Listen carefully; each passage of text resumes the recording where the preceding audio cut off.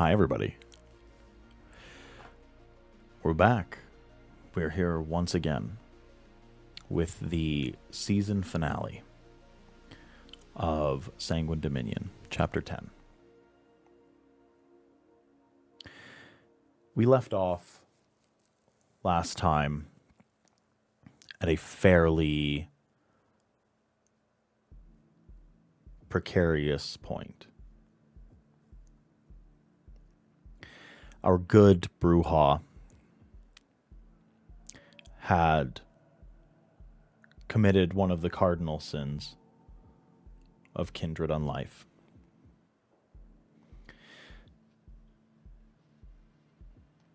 A tradition had been broken openly, blatantly. The death of Christian Lavallee. An ancient kindred that had been held in bondage was uncovered and tentatively released. There are going to be a lot of questions. We're hoping to get a few answers this evening to those. Repercussions.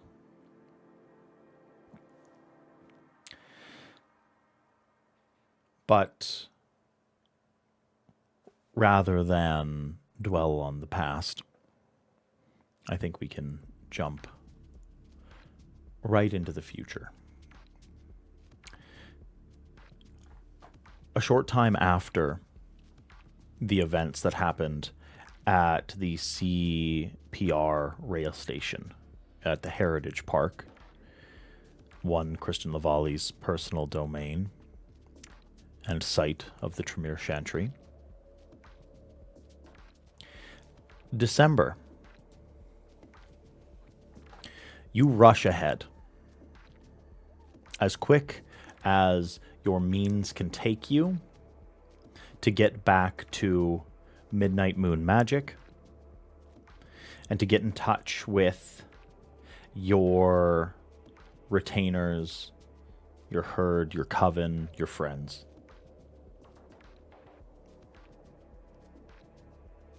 Can you describe how you're feeling and how you go about getting back? December drives back in her car. She is driving quickly on streets she knows, but she is not seeing them go by. She sees flashes in her head of the world through Lupe's eyes and Texas burning and fighting and hopefully killing Lavallee. And as this is running through her head, she snaps back to herself, and she's repeating to herself which tones will be necessary to look into ways to confirm Texas alone inside his body.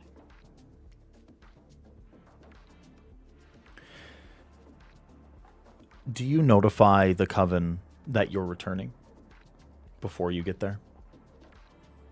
Yes. She sends a message that says, "Everyone, meet me in the salon," which is the front room of upstairs. You are met in the salon by the majority of your coven. Others are abroad, but the majority is gathered there. They look on a little worried. It's very seldom that you call an all-hands meeting in the middle of the night like this.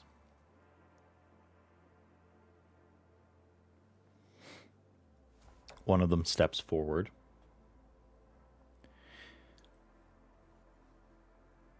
What is going on? A lot. A lot is going on, and I can't explain in detail yet. First, I need to ask you all something before the others arrive.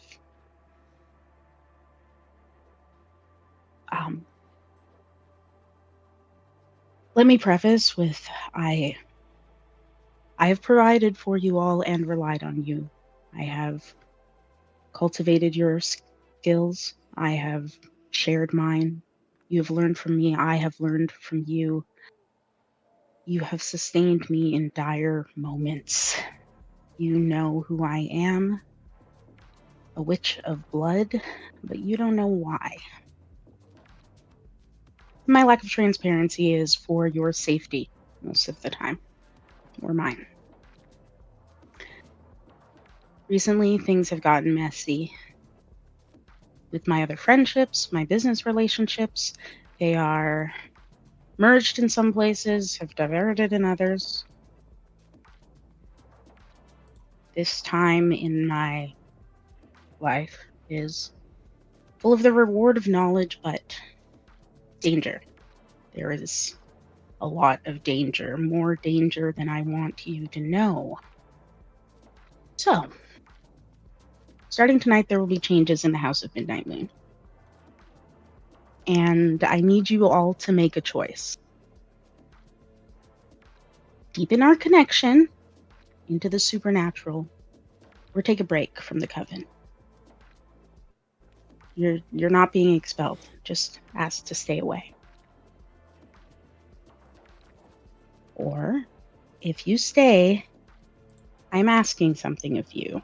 It requires trust, it requires resolve, it requires suspension of disbelief.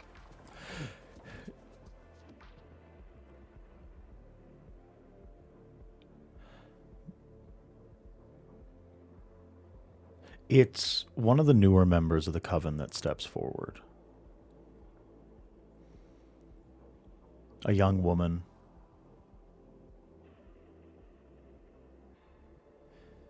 Raven-haired. Pentagram choker.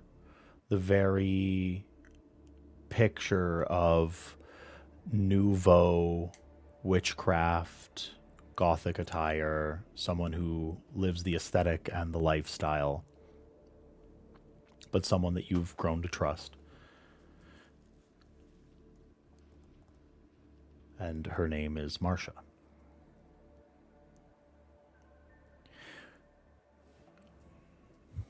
She looks to the other members. We don't feel safe now. I can understand that. We've been compromised. But if you stay now, I will have better means to protect you. And if you go, I will ensure you're watched out for while you're away. It may be safer to go, and that is understandable. I want you all to be safe and to stay only if you choose.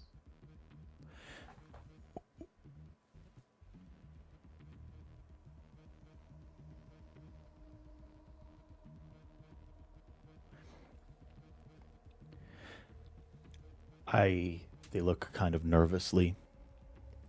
They play with their hand. They start twirling one of the rings on their finger. We've been talking, and we want to trust you because you have been so good to us, and we believe in your ability to summon things from outside of what is considered the real. But there's one thing that makes us nervous. Yes, what is it? Who is Texas?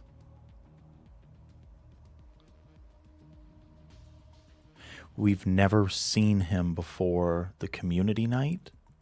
And then we heard about, we don't know if it's true, but we heard about him coming into the shop after someone broke in and tried to harm you.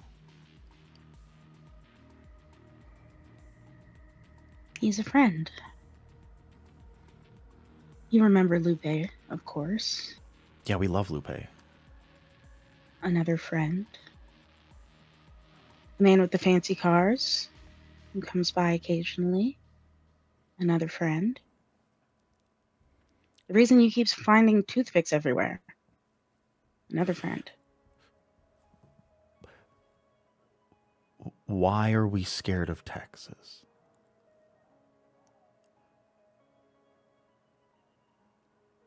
It's a great question. He protected us. You more than me, actually. But he holds a great deal of power that is beyond anything that you have access to. Okay. Beyond what I have access to. He's used it to help us. And if you choose to stay, I will say more. There's more to share. But They look around. Unless you're under my protection on a more long-term basis, I can't share that information now.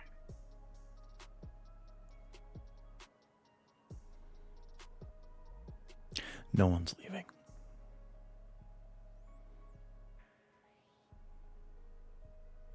You'll be taken care of if you do. It will only be temporary. I won't be upset.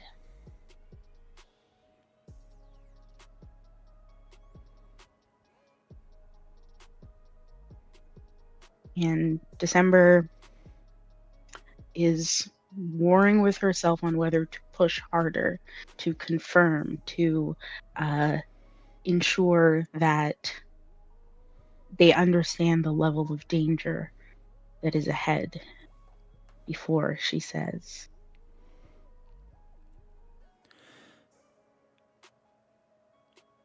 yes. Let's seal it. Everybody gives like some nods of approval. They sort of like make a comforting circle around you. They all join hands.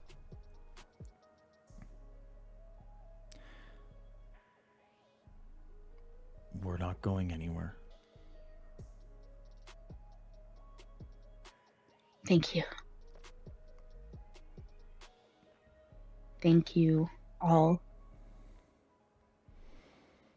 With what comes next, we will become a ring of power that will protect me and one another. To do that, you must drink. Are you ready?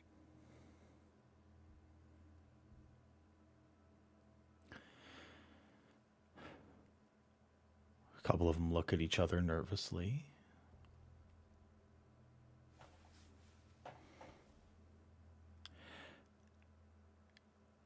Yeah, we're ready.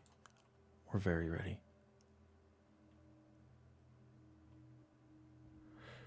And so December retrieves a large glass flask filled with dark liquid. It's been plated on the exterior to protect what's within, and she pours out a measure into her ritual cup. And she will feed each member of the coven a drink.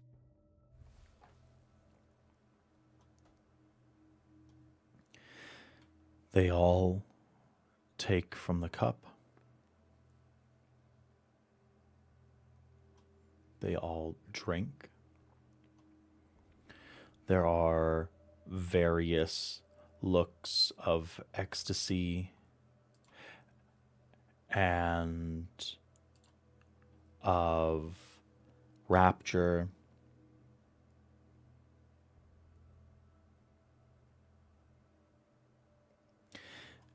And before long, there is a very noticeable sense of unity and peace and a little bit of anxiety, but that might just be you.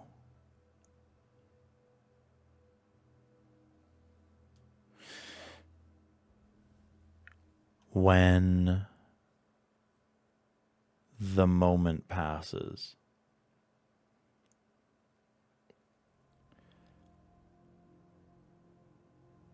it's this new girl, Marcia, that speaks up.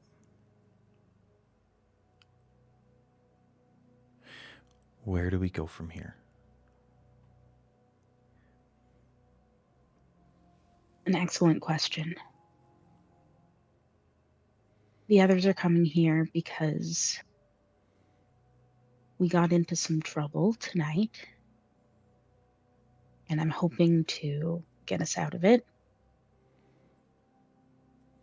I need help saving Texas.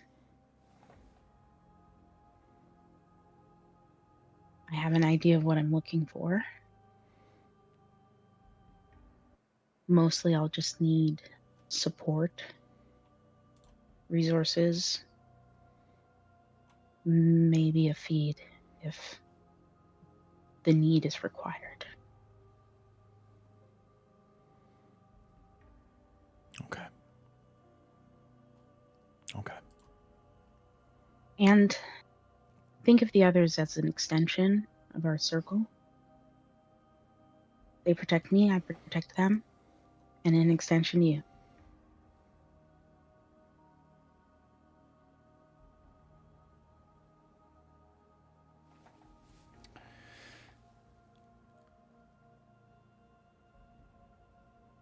Marcia reaches behind her back and then looks around at the others, and they give her a nod.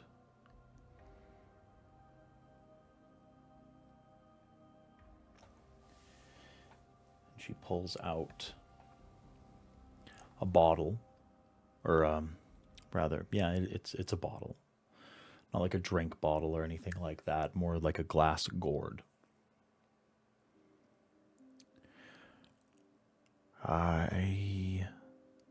We have been doing a bit of digging.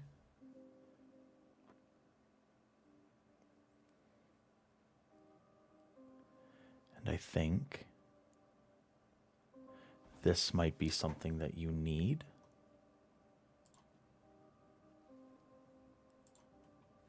Digging where? For what? What's your thesis? We've noticed that the sanctity of our home has been compromised a few times. Correct. And although we don't subscribe to the scriptures of Abrahamic religion, we do believe in a few of their superstitions. And we think that this can work. This is... All right, let me take a look. And she passes you the bottle.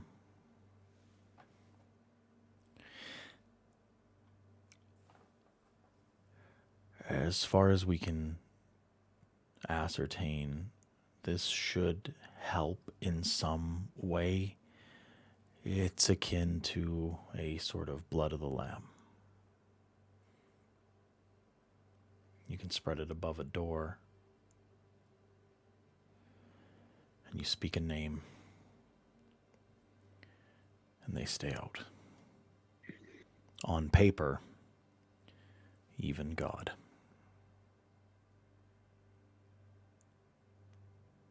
This is a powerful bit of work you all have done. I'm impressed. You leave things around that maybe you shouldn't sometimes.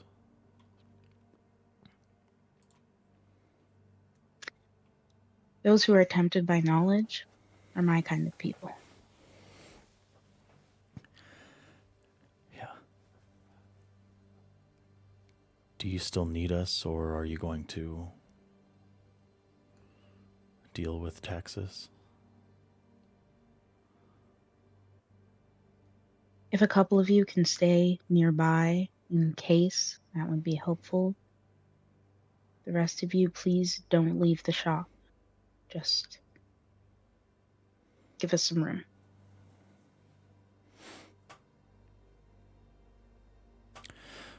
We'll They'll be any minute. we'll be nearby.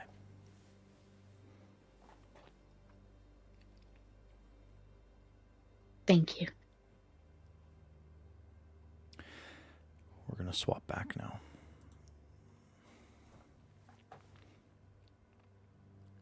It's about this time, Deacon, you and an incapacitated Texas get to the shop. Can I get a wits and awareness from Deacon? Yes. It's... Oh, crap. How hungry am I? Oh, thank God.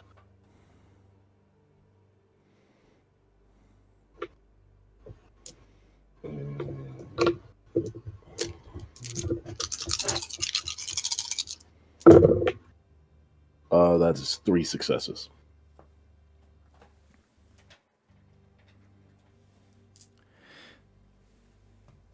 You're a little bit extra vigilant tonight. Mm-hmm. Keeping your eyes, due to recent events, to the sky. And you notice, just in time, a gargantuan figure land atop the roof of the occult shop. Pothanos.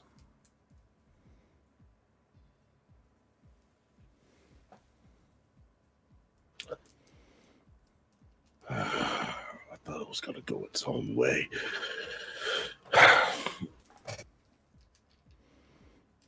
I keep my eye on it. I look around for any prying eyes out on the street, because that was a... Honestly, I don't know if that would count as technically as a masquerade breach. That's just a breach of the occult in general from what just happened. It's just a breach of the natural order, but that's a different game for a different discussion. But yeah, I make sure that I'm looking around, especially when I have to bring out the what is Texas, 6'5"? About 6'5". Yeah, the 6'5" hulking frame of Texas from the bed of his new truck that I just gifted him. I will say, December did tell you to pull around the back and go through the kitchen. You can get closer to the porch that way. Okay. This makes it easier. This is not, in his human time, this is not the first time Deacon has had to upon with a body from a truck. His teenage years were wild. But he pulls it out. Shut up, Ian. He pulls him out from the truck bed, because he definitely put Texas in the truck bed. because you can rinse that. You can't rinse the seats. That's more expensive, and he ain't paying for more than what he already did on the $250,000 truck he just gifted you. So he pulls you out and begins to drag you through the back door. The entire time, he's been the entire time. Like, he probably would have had the back seats down so you can hear his voice or whatever music was playing. And the entire time he's been talking to either to you or playing music he thinks you would like, which Texas 100% knows. Deacon is not a country guy, but the country station was blaring the entire time. Like, he was anything he could do possible to, like, make Texas be to the forefront of what he saw just now. He's doing that. He's talking about the last time that Deacon and Texas got into an altercation with each other, and by club rules, they had two options: either fight it out or dance battle. And all, as usual, Texas chose dance battle, and it proceeded to turn into a pop locking competition judged by the rest of the group. And he's just he's laughing to himself, trying to swallow that lump in his throat of what, like, he's trying to push that to the back seat of his mind. And, like, as he's pulling you out, whoever opens the door, he's singing the countryest song that he knows. So they just hear West Virginia, country road. Like, he doesn't know any. He's just pulling him in. So that's whoever gets to the back door. That's the scene they see and hear.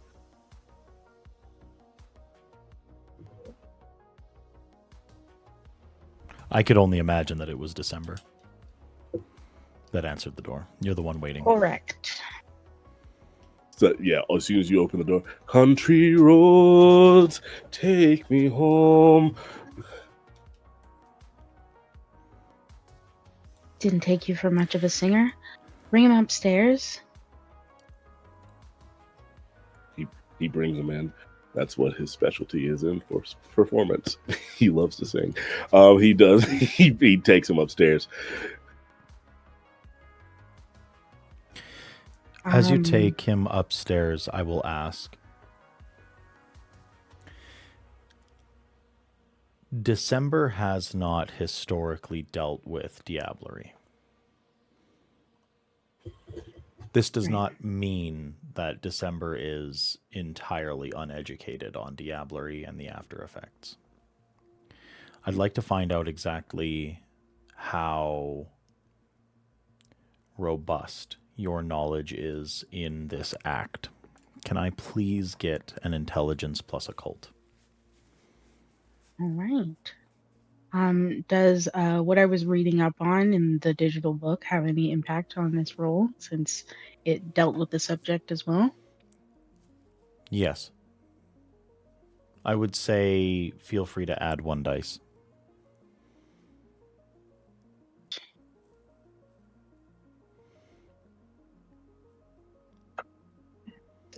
Nice.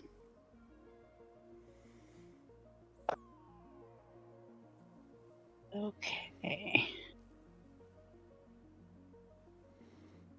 5 successes. Diablerie, or the amaranth, is the sublimation of one soul into another. But, like most things in Kindred society, it is a curse, and it involves domination. You devour a kindred as one of your own, and you bring them into yourself. This is metaphysical, but there is so much literature that also speaks it as literal. Their personality being brought into your own. In some occasions, this leads to a clashing of these personas forevermore. Sometimes it is simply a shard of them that remains, that comes to the surface every so often. Other times, the personality is completely wrenched, torn asunder, and all that is left is the power and the knowledge that was inside that person to be used by the devourer themselves. But there is a very unfortunate chance. Sometimes it goes very wrong. The person who committed diablerie will become a husk, and they are merely a host for the persona that they devoured.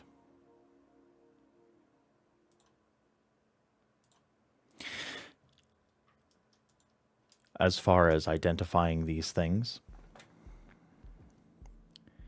the most direct way would be to feed them some blood, remove the stake, and have a conversation. However, you have forever and always done things in a very indirect way. If there is somehow a possibility to use the powers of witchcraft, of blood sorcery, of anything in between, you will. You have not tried That's the the ritual plan. before.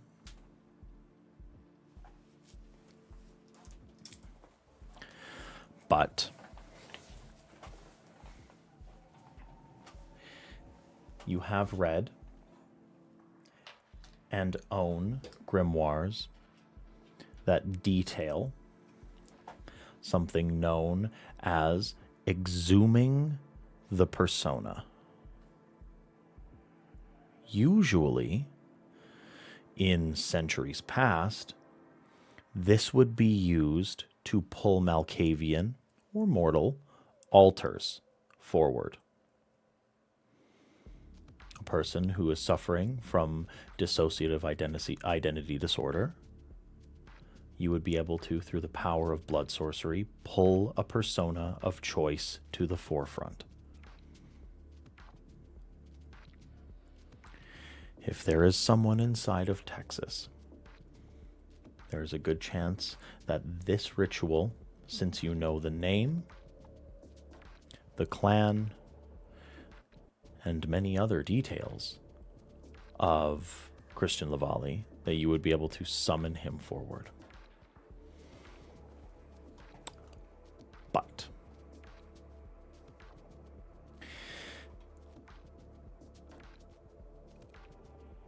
as you take your time, try to recall this ritual. We're actually going to zoom in on the poor soul that is on this table. Texas.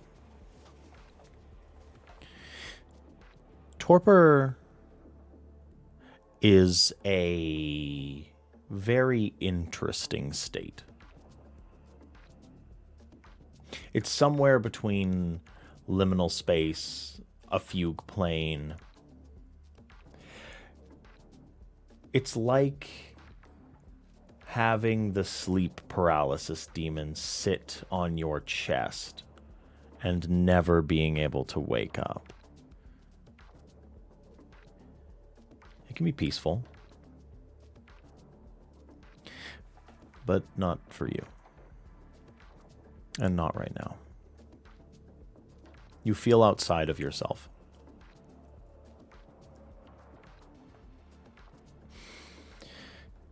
Almost like you're looking down at your body, laying within the parlor of December, surrounded by people that you thought that this was worth doing this for. and you hear a voice. It doesn't come into your ear. It's very strange, having sound come from nowhere, but still feel like it's coating your body like a blanket. It is the voice of Christian Lavalle.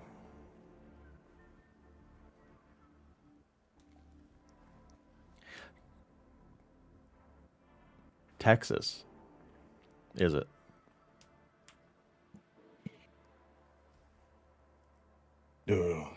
Yeah, that's me. Okay.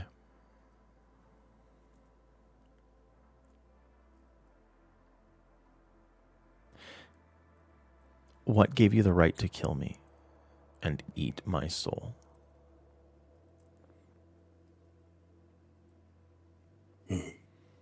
I don't really think I had any right, just more so an opportunity. I didn't see any other option.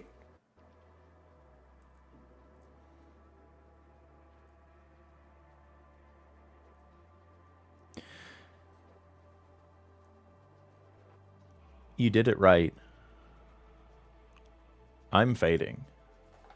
You won. If it's any consolation.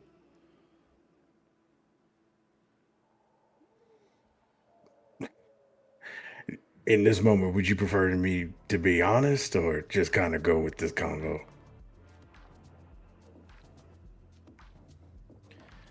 I think the one thing, if you would allow it, it's funny. The first moment of clarity that I've had in 2 full months is inside the head of another man. Well, it's Saturday night.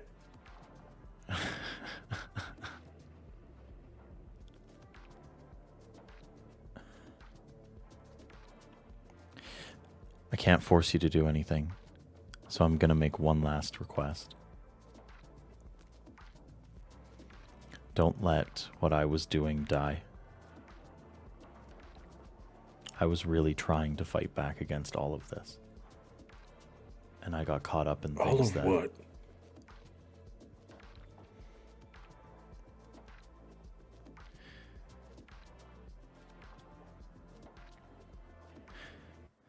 You and yours really don't know, do you?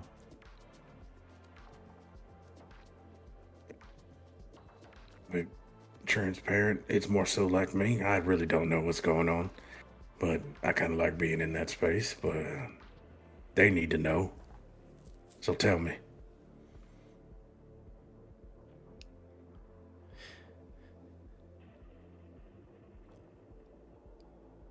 There's a Methuselah under Calgary.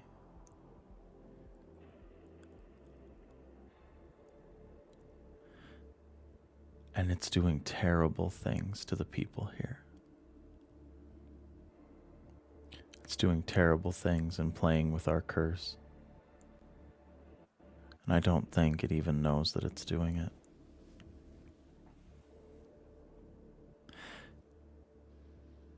I was trying to stop it.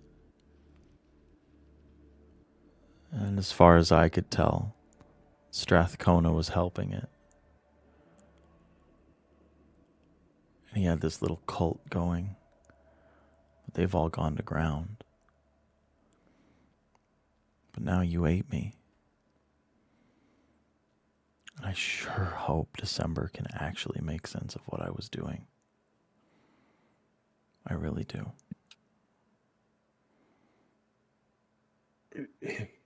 It's a Methuselah. Strathcona's cult went underground. I got that. What specifically were you trying to do? Because all I saw were clones and plant people and large tentacle monsters in a building and a gargoyle. So you tell me, what exactly were you trying to put together? I was trying to kill it.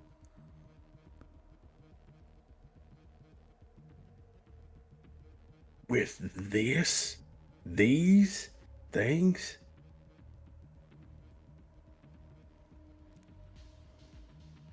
Come on. You gotta give me something clearer than that. Talk to a 5-year-old. What were you trying to do?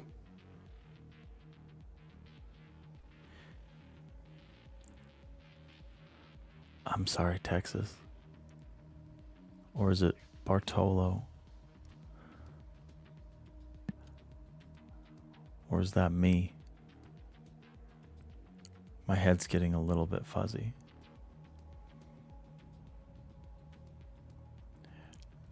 To be completely honest, Texas, I don't know who's who anymore.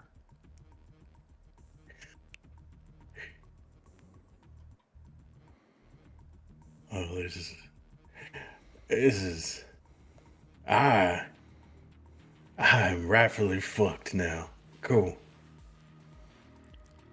Well, it's all me, Lavalley. It's always been me. I make the decisions. I figure out what I'm going to do next. You can hang around if you'd like.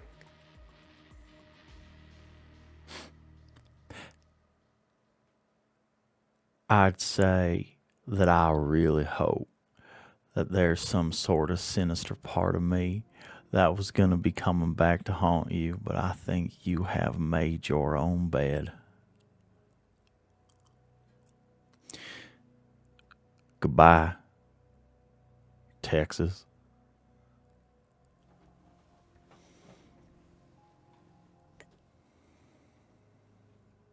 Just leaves it at that.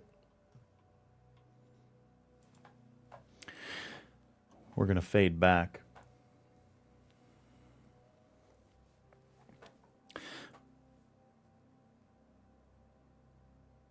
Before we get into this ritual,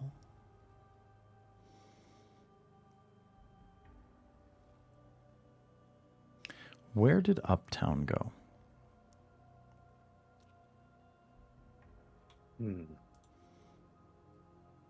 Uptown made a stop first to the corkboard cube.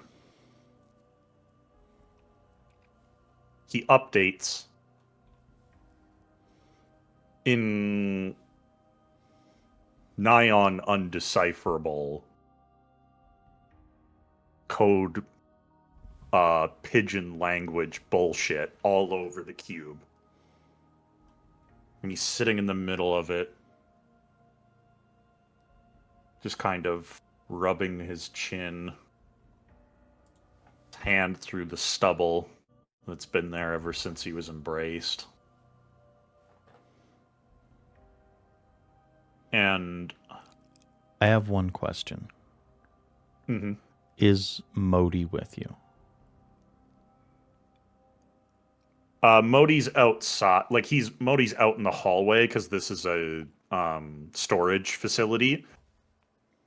He's around, but not in here with Uptown right now. Okay.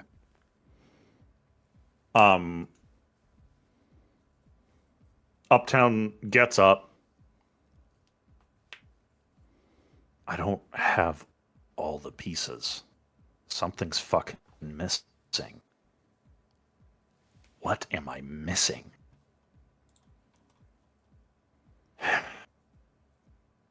All right, Constable. Looks like it's time. And Uptown makes his way over into the other room and puts together several packages. And then he loads them up in the car. Doesn't tell Modi anything about them. They're just used cardboard boxes with stuff in them. And then he gets in the car and he says, Modi, we should probably go check on them. I'd love to. What are we? Where? I got a headache, man.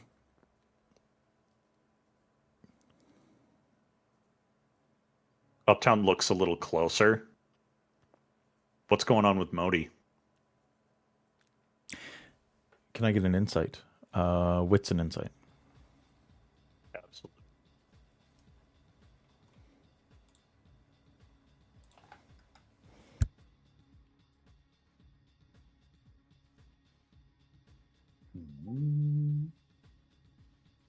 Three successes. One moment.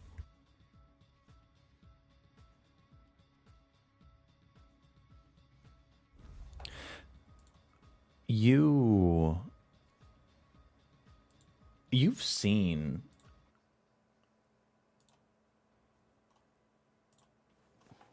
the hallmarks of someone who has had their mind dominated time after time after time after time after time. Uh-huh. And a lot of the times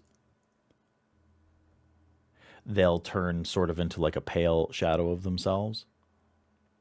Yeah.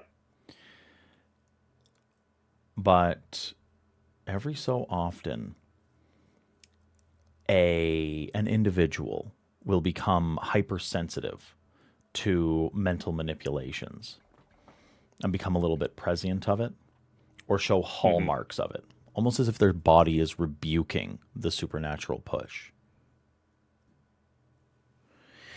Modi's never expressed discomfort, never really expressed headaches or anything like that. He keeps his little discomforts very close to his chest, and he looks at you as if he's got a headache.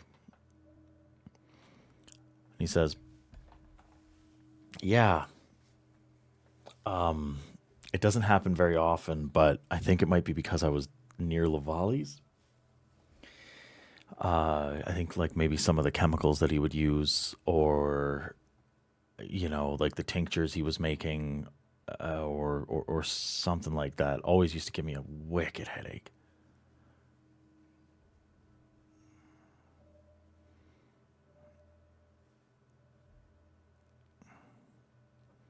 Like, without fail. Uptown truly waffles in this moment. And he finally breaks down.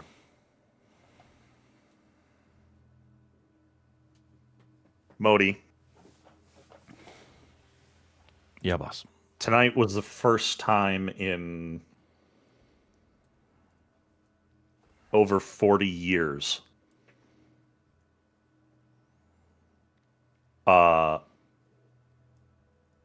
that I removed somebody's memories of something for any reason other than keeping the masquerade.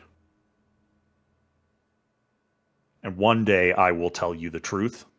Wait, it was me? And I'm sorry. Yes. I'm not going to tell you what it was now, because even knowing it will get you killed. Modi doesn't look betrayed at all. He's like, Yeah. oh, boss, there's shit I shouldn't know. Oh, that's fine. Okay. No. You're so solid. Don't feel guilt about that. Like, I'm an anarch. That's not what we do. I'm in the business of not dying.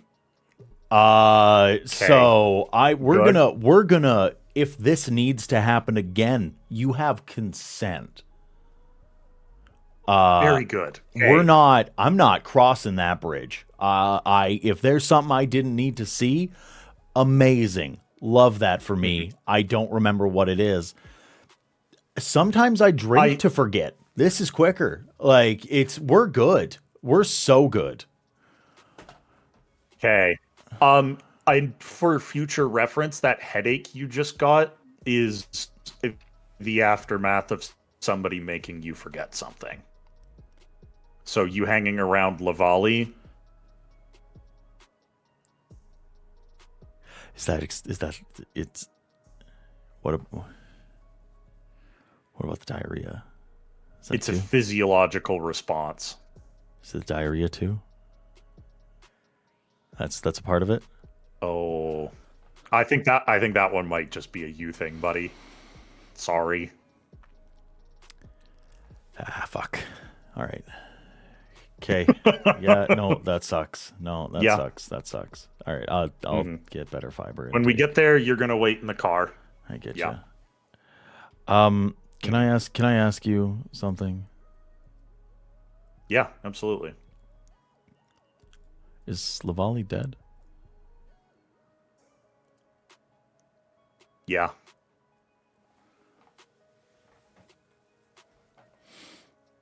Sorry. I hated the fucker's guts, but I know you two were pretty close for a long time. No, it's probably for the best. It's probably for the best. I get the sneaking suspicion that the Lavallee I know and the Lavallee you know are two different people. I don't know what the fuck's going on, but this city is upside down, topsy-turvy right now. And the way he was going was going to do more damage than good in the end. If that makes you feel any better. I don't know if it does. I can't really bring it up in therapy, so I guess I'll just process it. Hey, my old Domitor that I still have supernatural feelings about is now dead. Can I have some SSRIs about it? Like, what the fuck am I supposed to do? Like, whatever. Okay. It's fine. It's fine. I'll make a doctor give you drugs if you want. Nah. Maybe? No. All right. It's not... No, they stopped making perk 30s. It's whatever. Let's fucking... Whatever. Whatever. It's whatever. I could make you feel better about it, literally. I don't want that. I'd like to go and watch some... I want to go finish solo leveling. I want to go and troll some fucking Republican pieces of shit on the internet and dox them, and then I want to jerk off and go to bed. I don't want to fucking do this anymore today. God. Okay. Very good. Yep. Whatever. Mm-hmm. And then he just for the first time, he kind of shuts the fuck up. Modi, and then he drives. The last thing I say is, as we're driving, I'm like, you have my express... I'm telling you, do all that when you get home. Do it. Are you telling me to do it? Is that one of these things? Am I going to go do it now because I want to do it, or because you're making me do it? Damn it, I fucked up! You fucked up. Oh, I was just trying to make you feel better, man. I fucked up. Stop fucking with people's brains. Stop fucking with people's brains. I want to be your friend, and you're making this fucking hard. Yes. And I don't know if I'm going to be your friend because you're making me be your fucking friend now. And something's telling me that you don't have a lot of fucking friends because you're a dickhead. I'm not making you be my friend. I am a dickhead. I don't have a lot of friends. That's exactly what someone who is making people be their friend would say. Uptown goes into a full Malkavian spiral on the way to fucking... Yeah, absolutely. The house now. We both sit and sulk in silence. The entire drive over. Modi's dissociating and you're fucking having just a shutdown bad time. Like, yeah. Yes. Mm-hmm. Fucking great. He drops you off and sits outside nearby. Mm-hmm. Yeah.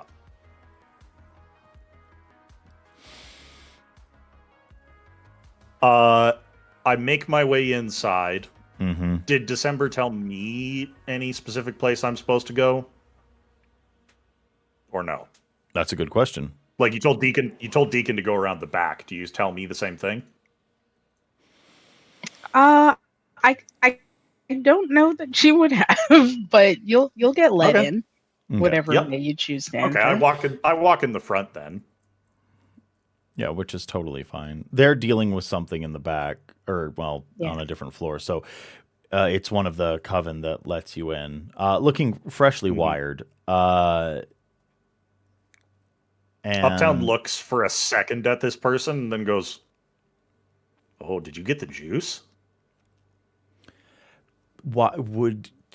December's waiting for you. Yeah, all right, I figured. Welcome to the club. And Uptown walks into the back. You hear them with your supernatural senses, you hear them behind you. I fucking hate that guy. I fucking hate that guy so fucking bad. He's such a creepy piece of shit. He's such a creepy piece of shit. December, and I heard and that. he's the toothpick guy. Good. I'm glad you did. Quit leaving toothpicks everywhere. They're gross. You're gross. It's not me. What do you mean it's not you? Not me. How many weird gumshoe Jeffrey Dahmer glasses wearing besuited 80s fucking businessmen walk in here chewing toothpicks? Don't lie to me. Don't fucking lie to me. Uptown just turns around and stares for a good solid second. That was aggressive. That was a little aggressive. I apologize.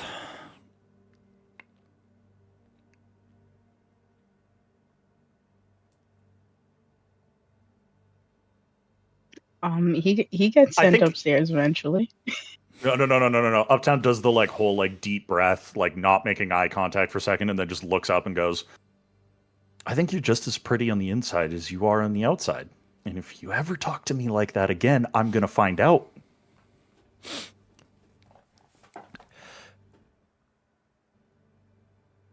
Do we understand each other?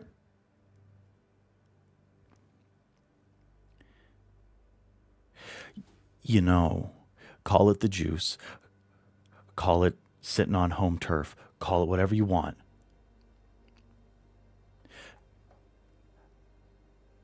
I don't listen to people like you. And now that I know that you like to make threats, I'm going to go and ask December real nicely if it's okay that you burst into flames next time you walk in here. Oh, I can't wait, Slugger. And then he walks into the back.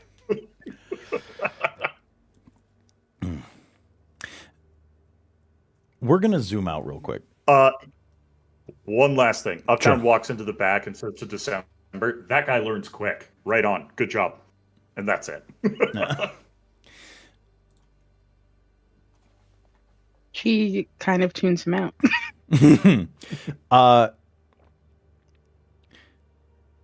Now, there's one last member of the coterie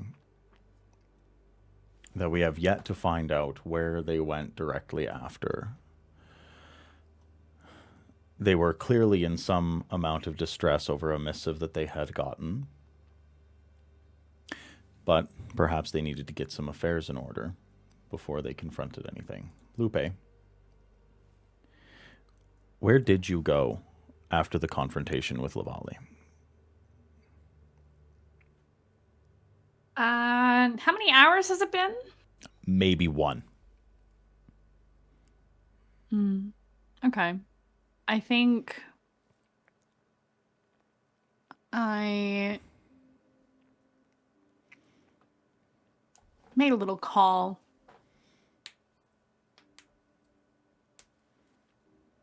Or a little text to Longtooth.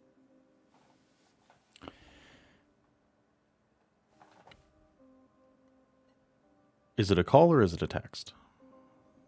It's a text. What do you send him?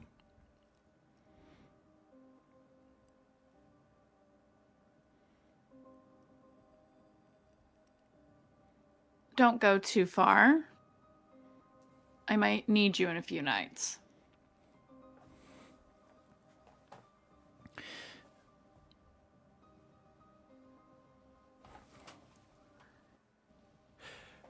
He texts back, what did you need? I'm available now, ? I'm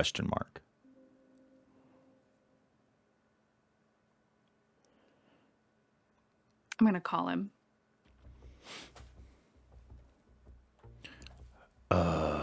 Yeah, you got Longtooth. If I send you an address, can you scope it out for me? Just a quick little check. You can hear the grin behind the phone. Oh, yeah, absolutely. Who? Okay. Nothing. I think you know who, my dear. And I text him the address while we're talking. I believe you're familiar with this location. All too familiar. Yes, I have a meeting there soon. If you could have one of your little birdies keep an eye, that would be most appreciated. I will be oh so grateful. I like it when pretty things owe me favors, so you can call me Birdie. Good. Tweet. We'll talk soon. He hangs up. Mm-hmm. I don't dally too long because while I would rather not be involved in this, I do feel responsible in a way for what happened. So I will show up.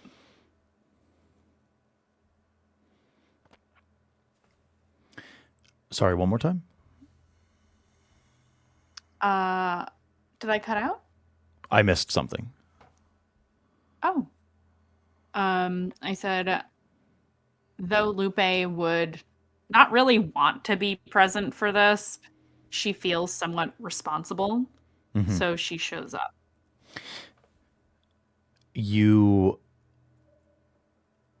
I forgot to do this for Uptown. Forgive me.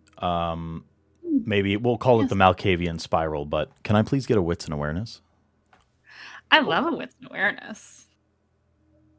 Oh, from Lupe, not me. Yeah, we'll hand wave that, but it was Pothanos on the roof. Oh, I just assumed he was up there. Okay. I have a success on a regular die and a skull on a hunger die. That's just a success. You're good. Okay.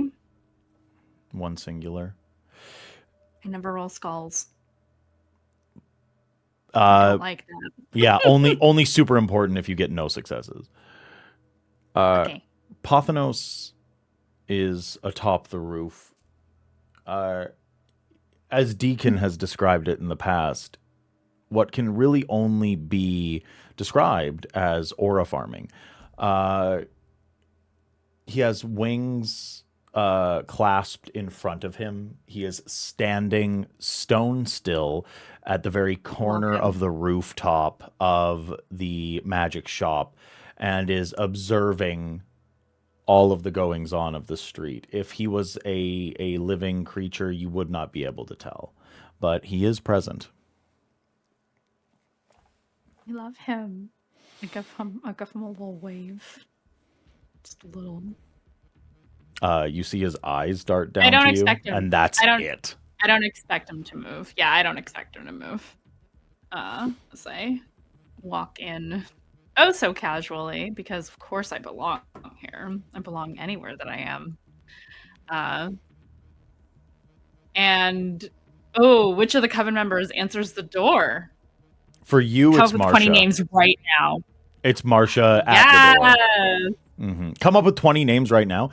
Marsha, Danielle, Peter, Alexander, Damon, Trent. You have the list. You have the list already, I'm sure. There is a list. Marsha being the newest member. But Marsha very much answers the door. Marsha with a C or Marsha with a sh? Marsha, it is Marsha,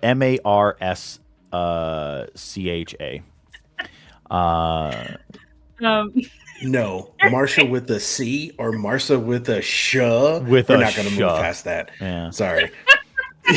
Aaron, are we bringing back the bit with the silent letter at the beginning? Is that what it's doing? Marsha? It's Marsha with a PH. Actually, it's PHMARSHA. Yeah, there it is. Yeah, it's Marsha. I'm sorry. That was so goofy of me. I'm sorry. For Marsha. Yeah. So. Oh no, the PH is silent. Just silent. I'm so sorry. Yeah, most of I did the not other mean to derail us there. I'm sorry. The rest of the coven have. I've been telling it CIA in my notes today. Anyway, I walk through the door and I I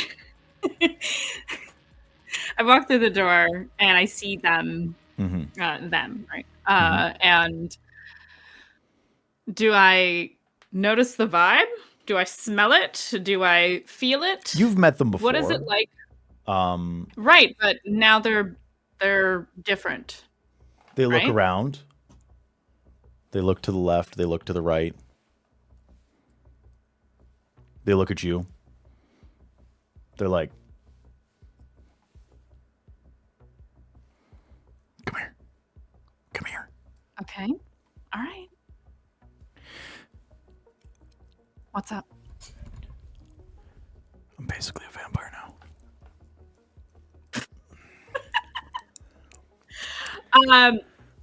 Lupe does not laugh. She just raises her brows. Oh. Mm-hmm. Welcome to the club. You are too? Um, Is everybody that December hangs out with a vampire? We drank blood, and now I feel realizing that this is a strong. goal that I'm talking. She will smile at Marsha, full fangs, eye slit.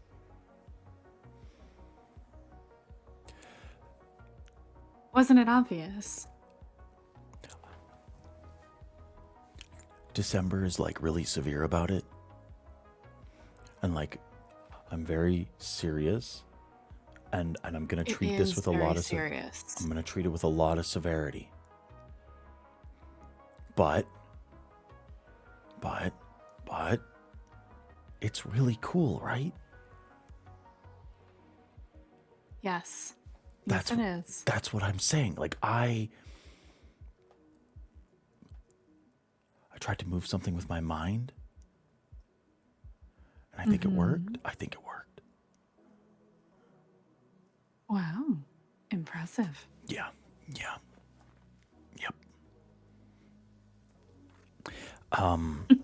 Anyway, December's Adorable. December's upstairs. It's Well, congratulations. It's about time. Well, if you need anything done or whatever, or like if there's like if you need, somebody to like sneak in somewhere or like to fight someone, if you need somebody killed. All right, dear. Yes, I will certainly keep you in mind. Yeah, because we're dark creatures of the night. So we stick together. Ah, okay. And she's just gonna be like, she will go into the back or upstairs or wherever. December is immediately is like, did you give them the full breakdown? Because I think there might be some misconceptions. What? It's very Breakdown cute. I don't have time Ghouling for 101. full. I Well, don't have maybe time not for the right full this education moment, but system. maybe not right now. After this. They need to know what they can and cannot do, what they can and cannot say. Marsha's a little too excited. It is cute, though. She's young. I keep forgetting that. I can That help will you be the educate next them thing on if the you want. to-do list. Yes, please. I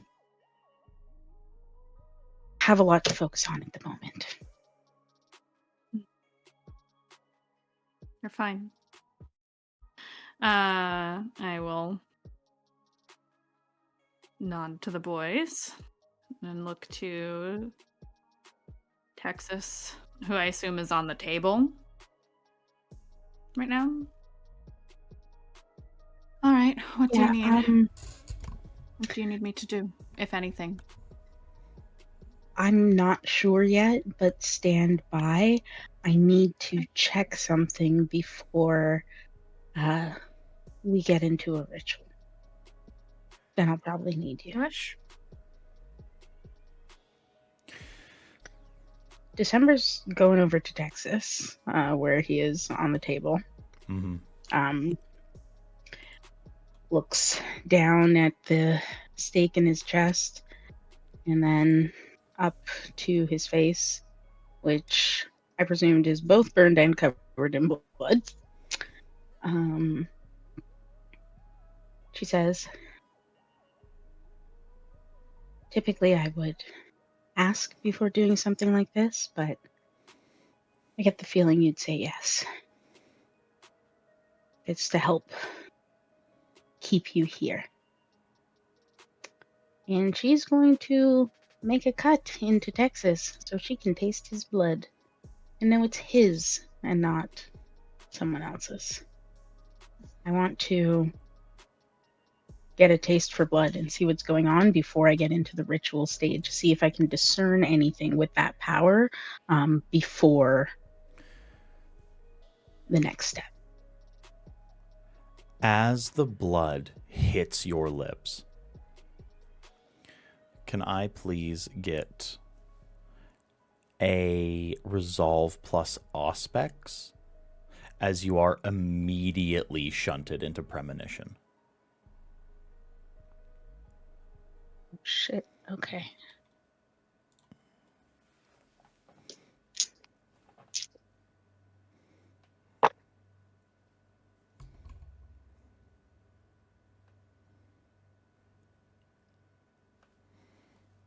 Four successes. That's a lot on a premonition roll. What comes is clarity. You remember that gray, foggy fugue plane where you met with the clay-like figure. You are back. And they are standing before you once again.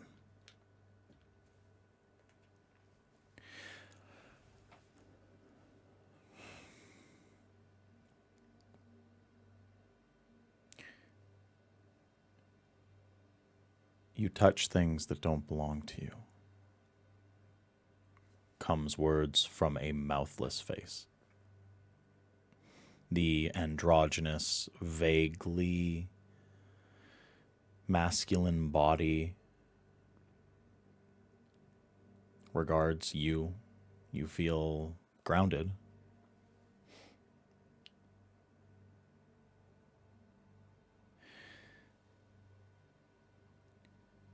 There have been lessons to be learned about digging too deep, of pulling back too many layers, and uncovering things that have been meant to stay hidden. Some places of this world were cursed with such great power and authority that they were never meant to be tread on by the likes of man, beast, or curse-born ever again. You're playing a very dangerous game. You're privileged because you have the gift of sight beyond sight. You have a chance to walk away. Not everyone does. You have people among you that are too intrinsically tied.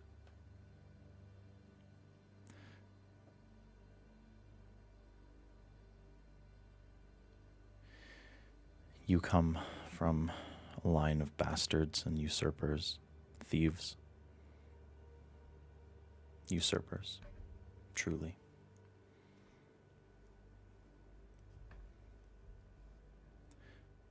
You aren't meant to be here. And yet I am.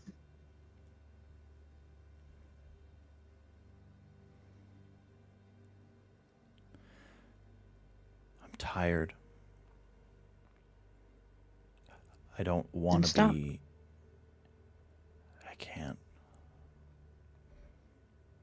Why not?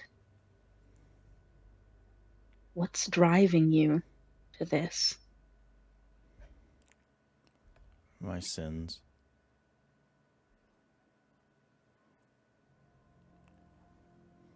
Too many mistakes that I couldn't take back.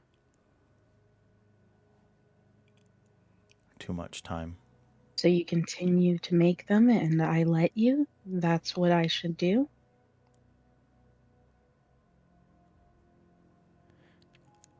No. I had everything taken away from me.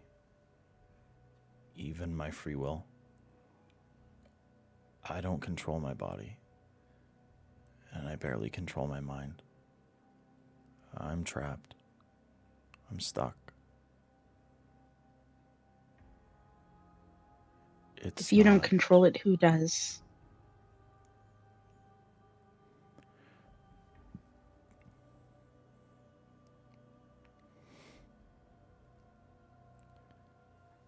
I don't know anymore.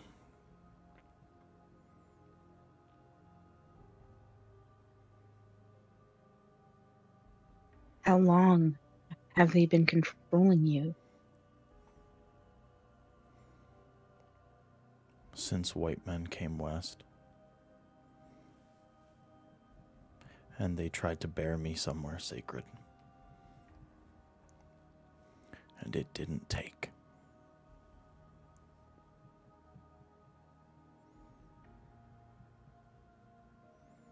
Do you want to keep doing this? If you had free will, would you stop?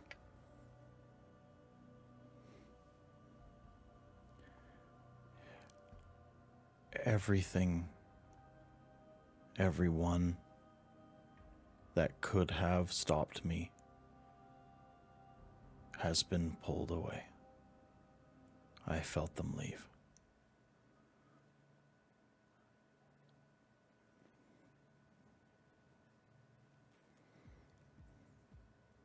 Everyone old enough?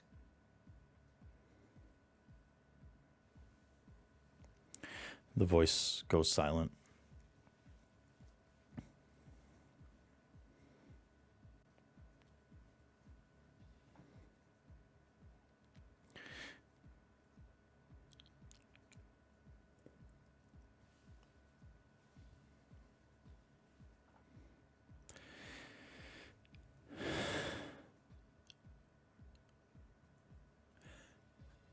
I don't know how many times I will get a chance to speak before things have progressed too far.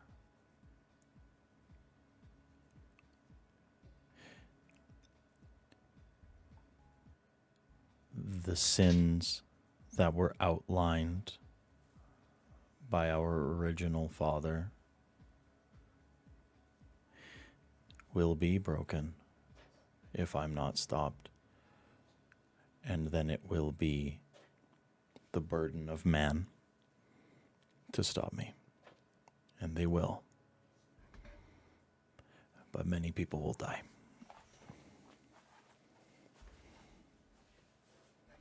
So we stop you first. So I'm not stopping. I'm continuing with force and with all the knowledge I can find, including what you have been so kind to share. Anytime you feel to be more forthcoming, do so.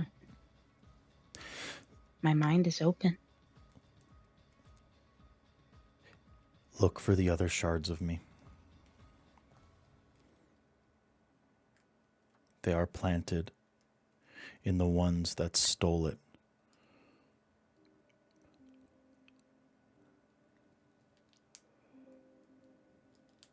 I'm just talking to a piece now, right? I'm afraid that you couldn't bear witness to the full ferocity of what I am.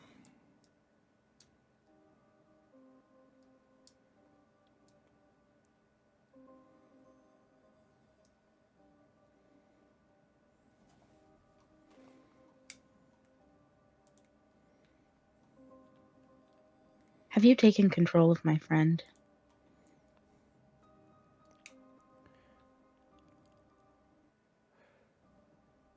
The eyes that are set in this clay-like face almost look pleased, although the mouth cannot smile as there is none. No. Your friend is very strong, and I am fading. if there is a piece of me left inside of him,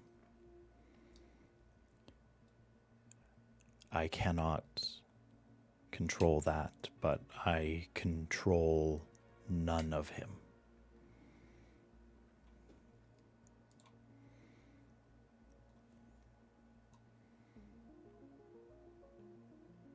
I'll keep looking, and I hope that we're able to talk again at that time. But if I can get this shard of you out, are we in danger?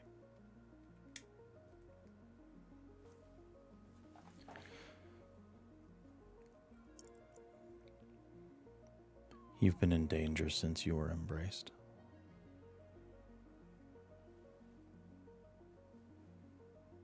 If you're worried about destruction, there are worse fates. And they could befall you if you stay.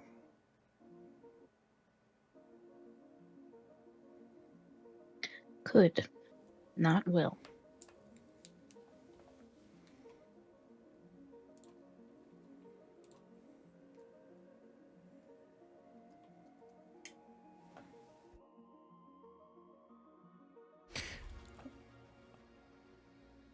It's then that your reverie ends. The fugue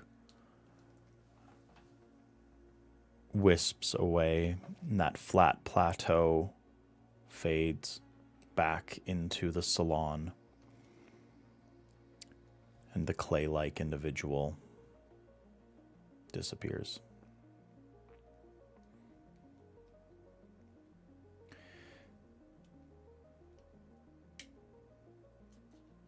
For the first time in years,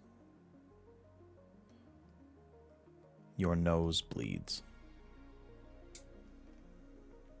An involuntary loss of vitae, which does not happen to Kindred.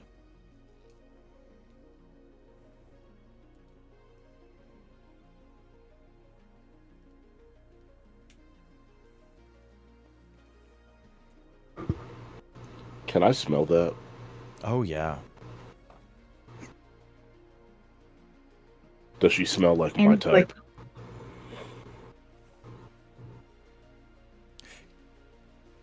Kindred are always your type.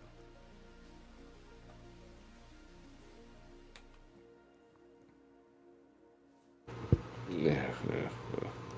You have your preferences, but a kindred will always satiate.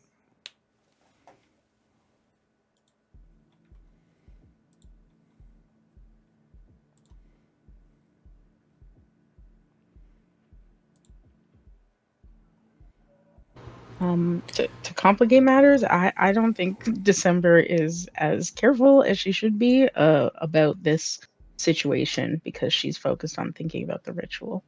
So she's probably just raw hand dripping. If December is not afraid of Deacon, he doesn't care. He if he notices a nosebleed, he will quickly scramble to get you a napkin or something else to cover that. That was most me asking if she smelled like my type was legitimately just because Deacon naturally tries to figure out who's afraid of him. Mm-hmm.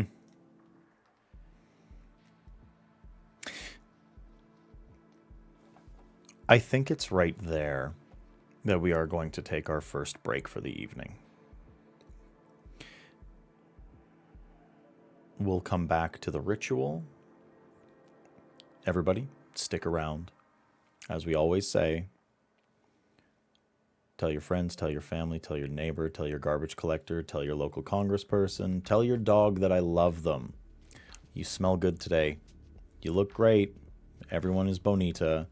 We'll be back in 10 minutes. We'll catch you real soon. Don't go anywhere.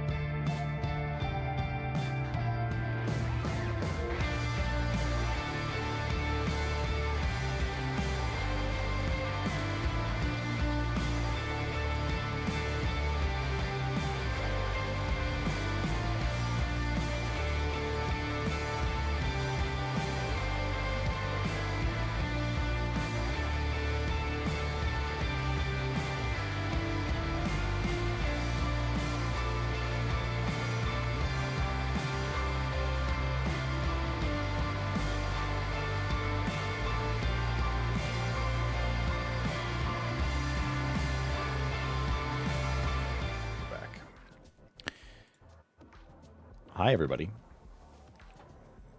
Did you tell your neighbor? I hope you did. Did you tell your dog? Did you tell your dog that I love them? I That's hope the so. most important question. That is actually the most Oh, important there's a puppy question. right there. Yeah. Caleb You loves told you your too, dog? Aaron. Thank you. Thank you. Yeah. Thank you so much. I love your dog. Alondra, Aaron loves you. Yes, I do. I absolutely do. Thank you. Thank you. I love all of your dogs. I love all of your dogs. We're going to dive right back into it. December and Lupe, you are poring over some of the grimoires and academic tomes that are in your possession here in your occult shop. Can I please get a combination intelligence and occult from both of you?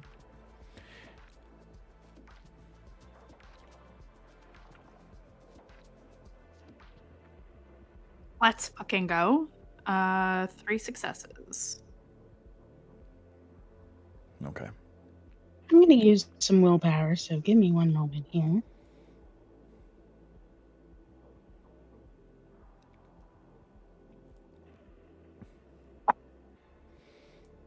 Oh, that's much better.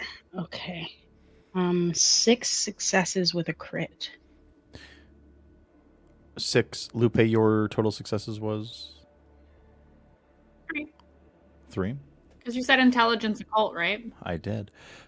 With 9 total successes, both of you pulling together all of the research ability and occult knowledge that you mutually have when it comes to the amaranth and pulling at the strings of this ritual to truly pull it together, you start collecting ingredients that you may need. You pull mirrors that are set up around Texas's body, representing trapping whatever might try to escape. You search for different oils to coat the body with in order to coax out the spirit. And the most dangerous part of all, you must ensure that you can cow the right spirit into staying in the body. And so you write down the names of sealing entities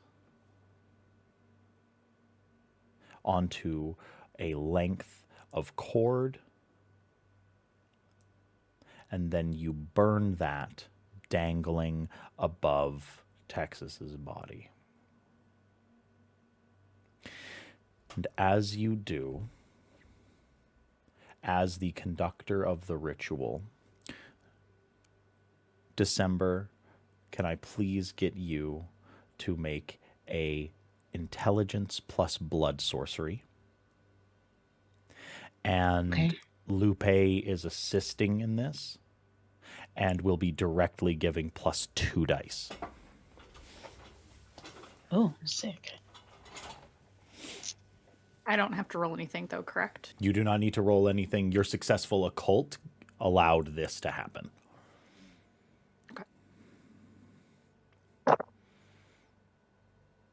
Okay.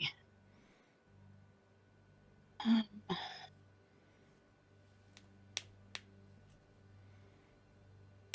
6 successes.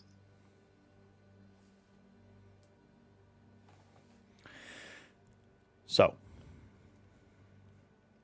you light the cord ablaze. You align the mirrors. And you speak some words of power. And taking the hands of Lupe, you create a circle containing Texas.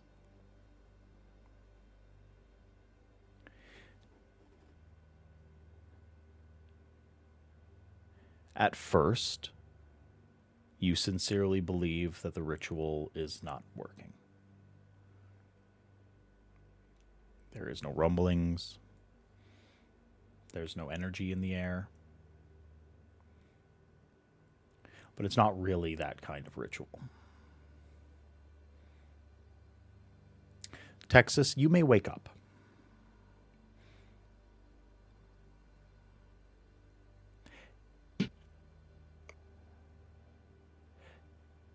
I think like the eyes shoot open and he immediately pops up and like kind of hits like a 3-point stance, and he's scanning the room in reference to where he is. He's still kind of like in that last moment of feral, bestial headspace.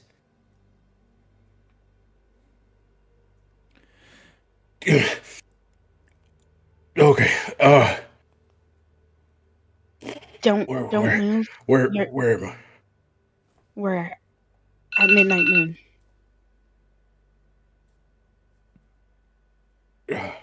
We're at the shop. Okay. Oh, Sit down a minute.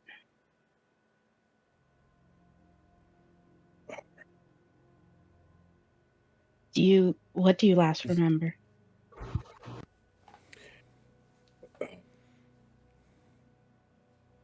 we were Lupe and I were talking to Lavale, and there was this big stone thing, and then it got weird, and my face was warm, and then that's about it. My chest really hurts. Why is that? We had to keep you down for a minute. Just stay here. Don't move. And December's looking at Texas, trying to discern, is this the only persona?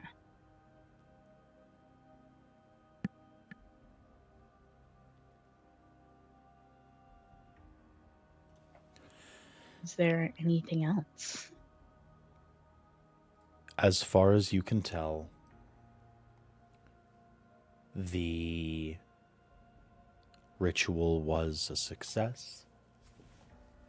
You look into the eyes of Texas. There's no one else here.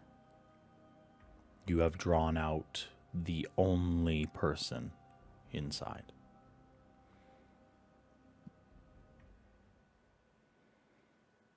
How close to Texas do you get to like make sure that that's him? Close. I feel like she can't be sure unless she's staring head on, face to face.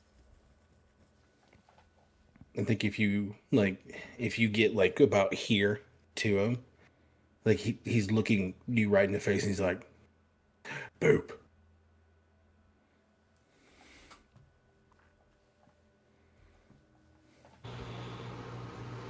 Did you find what you were looking for? Yeah, I think so. She glances over at Deacon. And I think we're good here. Take it easy. You're muted.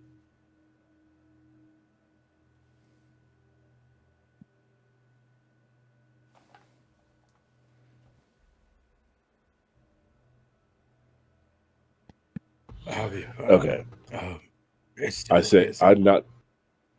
Deacon is not quite convinced, so he walks right up to Texas. He goes, "There's only one surefire way to know if it's really you."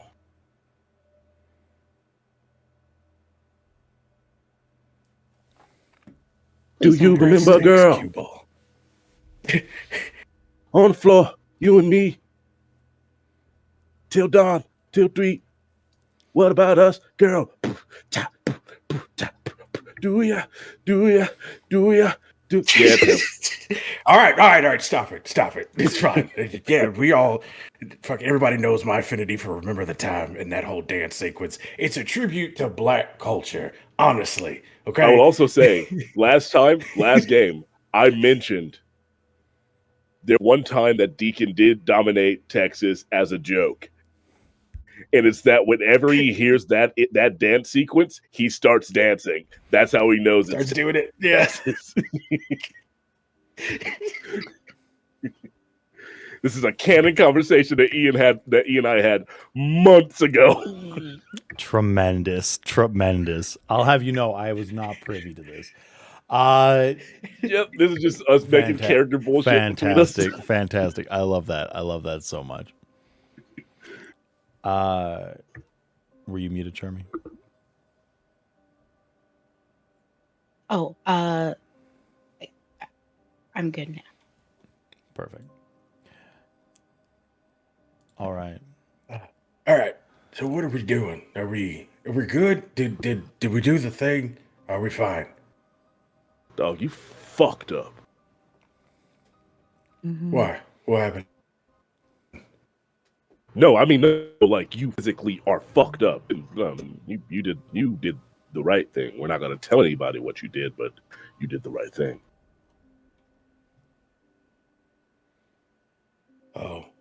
Oh, and then like in that moment, like little things are like popping back as he's kind of gaining his focus. And Tex is like, oh shit. I had it coming. Is that why I'm surrounded by mirrors? Like, am I possessed? Like, what is? No, actually, you could have been. You could have been a lot worse than that, actually, but you're strong. You made it through. Were you in my head earlier? Me? Yeah. No. He sits back down on the table after the dance break. Did someone speak to you? Yeah. It was Lavali. Are you sure? Give me a second. I don't know. It looked like them. It sounded like them. They said something about a Methuselah. Excuse me? Yeah, Lupe makes eye contact with December immediately in that moment.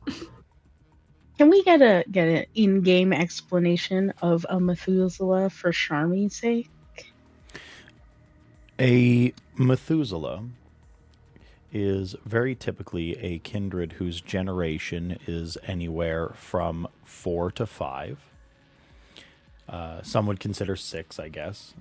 But it is an incredibly ancient vampire, one from a time that is immemorial. It is a kindred of such power and antiquity that their motives are alien, their experiences run the length and breadth of hundreds of lifetimes, if not thousands, and they are the boogeymen. They are the monster on the hill for the monster on the hill. They are the movers and shakers. They are your Draculas, your Nosferatus. They are the creatures that inspire. They are the creatures that inspire the myth of the vampire. The only thing worse than a Methuselah is an antediluvian. And those are the ones that our clans are named after. So this is akin to the flask that Lavali had with the old ass blood in it. That's the that's close to the generation level of this type of creature, right? You can make assumptions. Okay.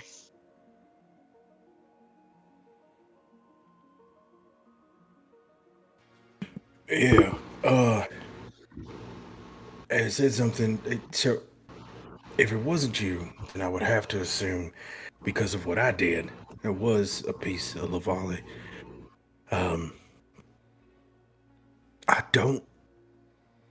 Oh, this is gonna.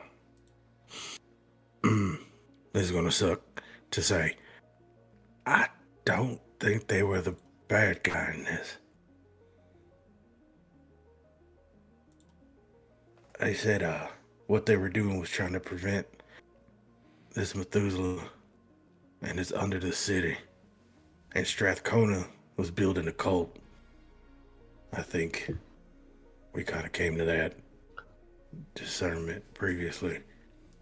But I think the reason why we were supposed to take out Navali was because they were actually trying to prevent from what's happening. And then I ate them. It's still kind of coming up. Well, one, the person that kind of hinted at that, we'll keep that conversation until we're just the two of us, Tex.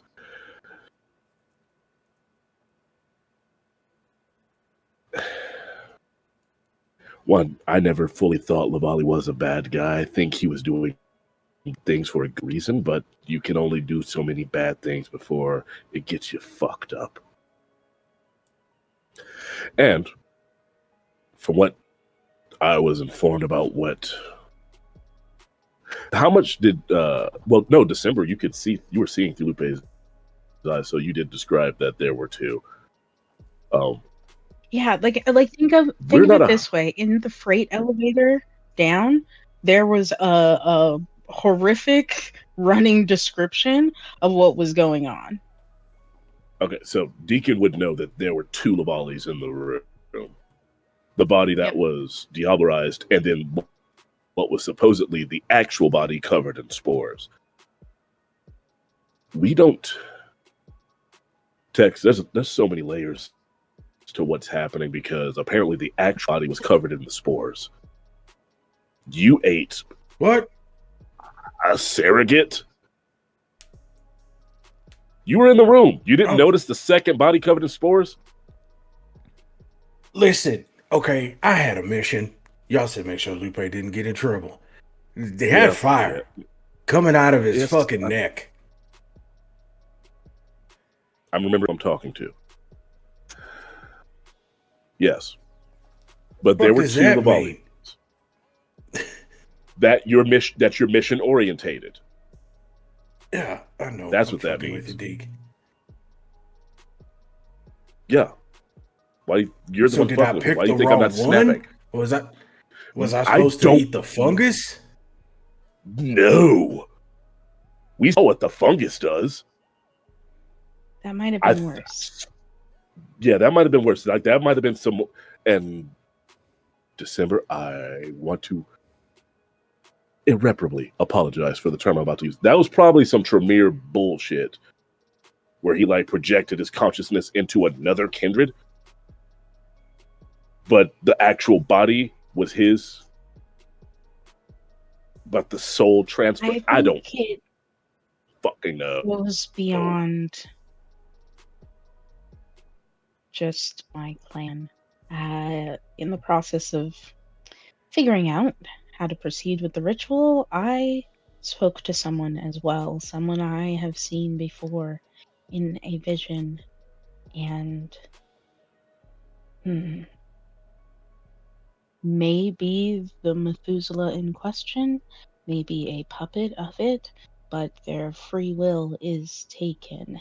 They are doing these harms, and I can't tell if it's No, actually, I can tell. It's not their will, but it is what they are compelled to do. You said this is the Uptown second kind time of you've had this vision. speaks up.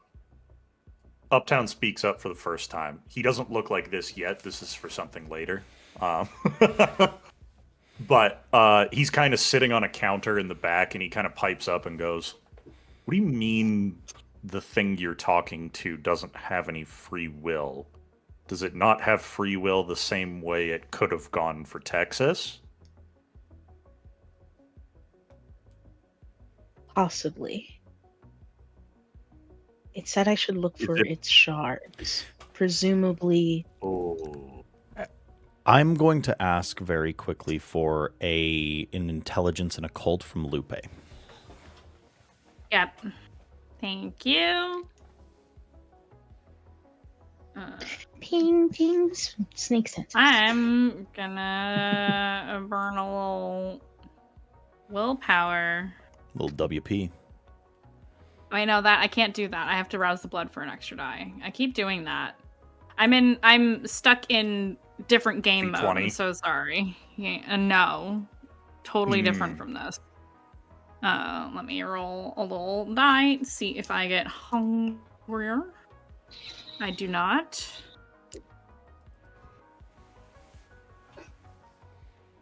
What's intelligence and occult, right? Yes, please. A nice 3 successes. There's much that Lupe knows about ancient kindred and the circumstances that surround them and how things lose control over time. The shards very much smack of the sort of new testament of the followers of Set, that Set formerly was believed to be dead. But instead now, it is that Set lives as a shard within all of his followers. And in certain circles, it's believed that Set lives in certain followers.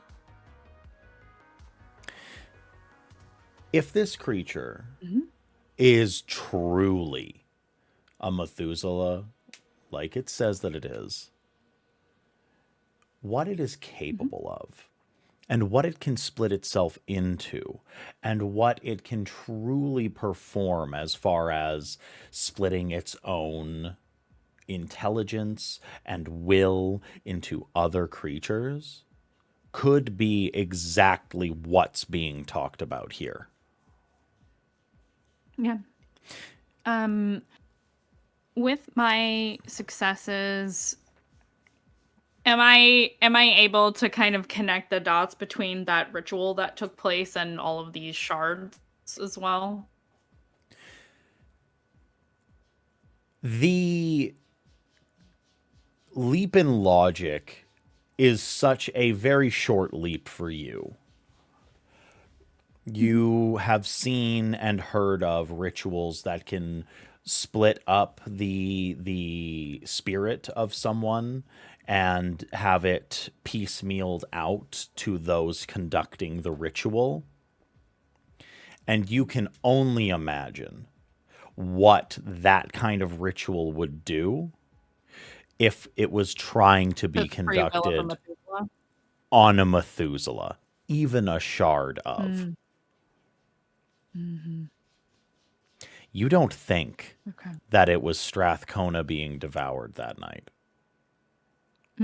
Strathcona was on that table. No. Yep.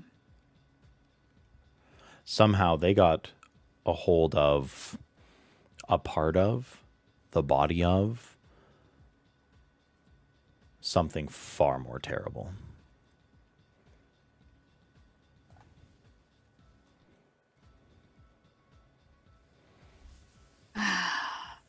I would love to talk to this thing, is what Lupe thinks to herself. But out loud, she says, So, hopefully, I'm not the only one who's thinking this, and I look at December very specifically. That ritual was obviously not for Strathcona. Correct.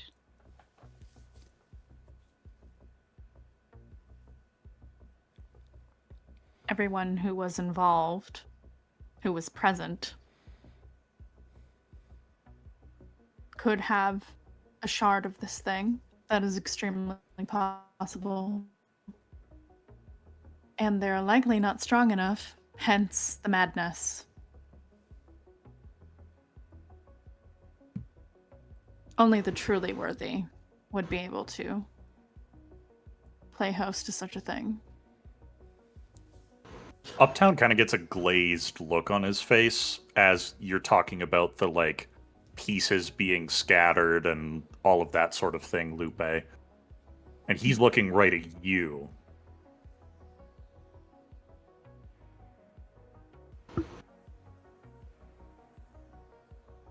Have we talked about truth? Storyteller. I can't remember. What do you mean? We talked about truth? Yeah, I seem to. Was that the dream that I kept having about Maquette and Sutek? Those weird names? Yes. That would be, I would expect, visions of the past. You know what? Never mind. It doesn't really make sense. And then as he finishes the sentence, it doesn't really make sense. He kind of fully glazes over and he utters, "The Founder's fate. The Founder's fate. The Founder's fate. The Founder's fate. The Founder's fate. The Founder's fate. The Founder's fate. Founder's fate is fickle." Snaps back. Sorry, did I say something? Only Of speaking course. truth, my dear. The Founder's fate is Funny indeed how that works. fickle. Yours or mine? Both. This is lining up with what I believe you. Anatoly had said to us.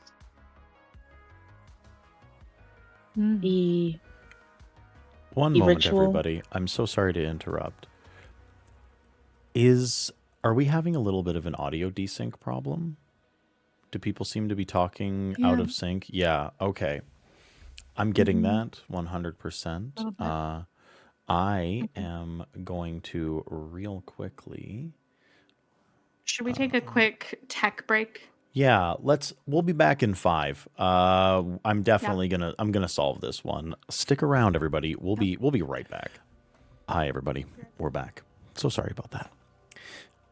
So we come back to, I believe it was Lupe speaking to the Yes. authenticity of this ritual being conducted on something altogether alien and terrible rather than Kyle Strathcona.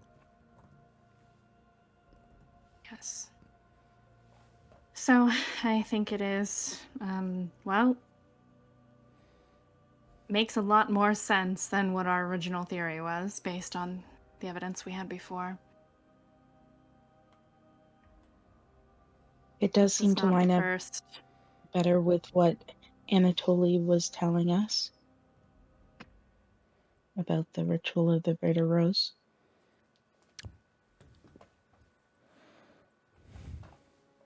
Absolutely. If it wasn't Strathcona, then who was it? And that is what we need to figure out.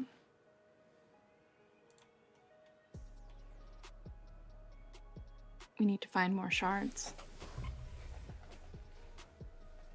I agree. Which means those who were present and anyone else acting out of character.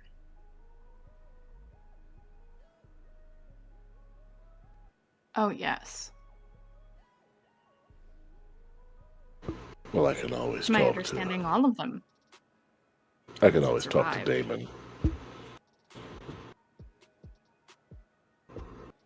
Oh, excuse me. The Ventru Primogen.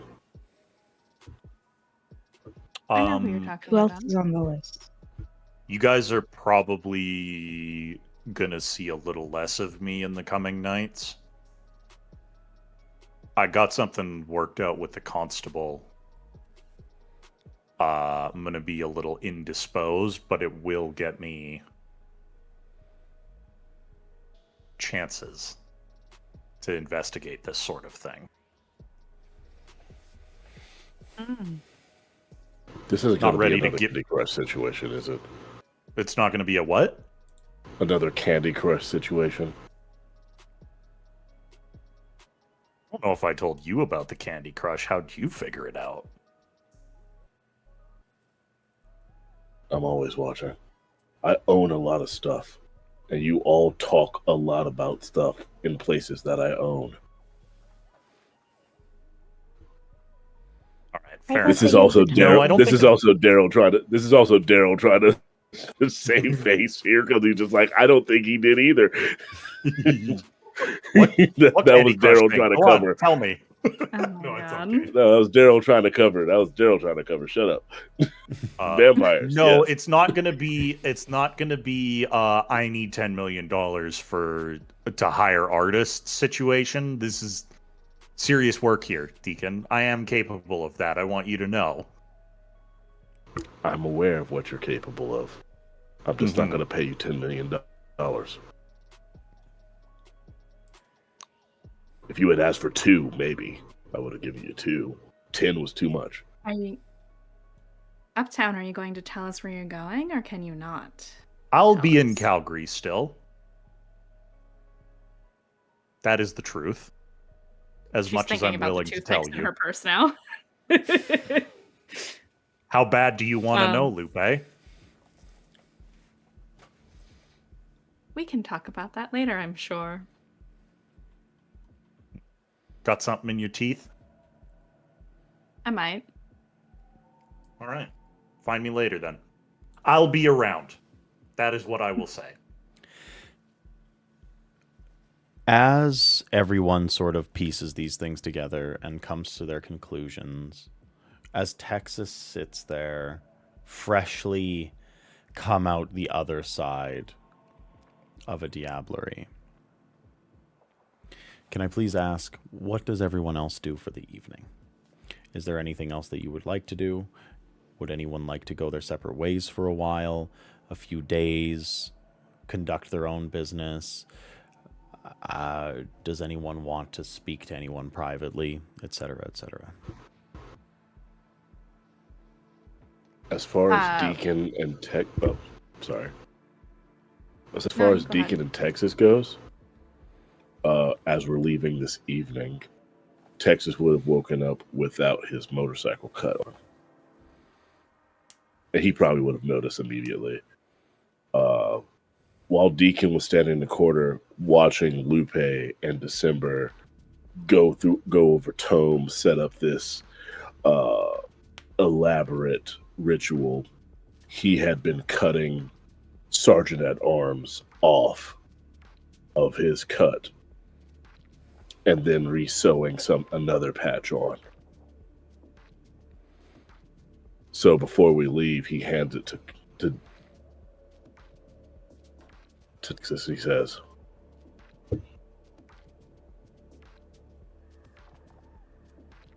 "If I'm a king by my clan, and you're a warrior by yours,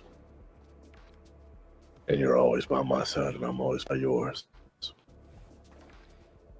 Sergeant does not work for me.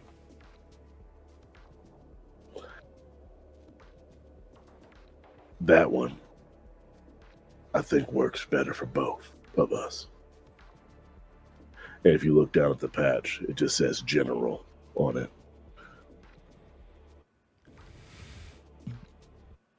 He's like, holds it up, and he looks at it, and he puts it on, and he goes, Feels right. I appreciate it. Also, Sergeant at Arms and an MC, that's the third person. I may be the president, but you're definitely not a VP. You're my partner. You're not my second. But I still have an ego. Whatever. Kiss my ass, Scarface. All right, whatever. I appreciate the gift. Oh, by the way, December said you should come by the shop more often, and then I toss him the keys to his truck, and I just walk out. Really? They said that? I should eat more people. And then you just No, pure you just Texas hear fashion. no. Nope. You said okay, but you see him kind of just do one of these as he goes to the truck. Got a big truck. Gonna drive a big old truck. And he's just real excited. I have one thing that Uptown does in the next couple of days. He shops for some new outfits. Okay. And he does some.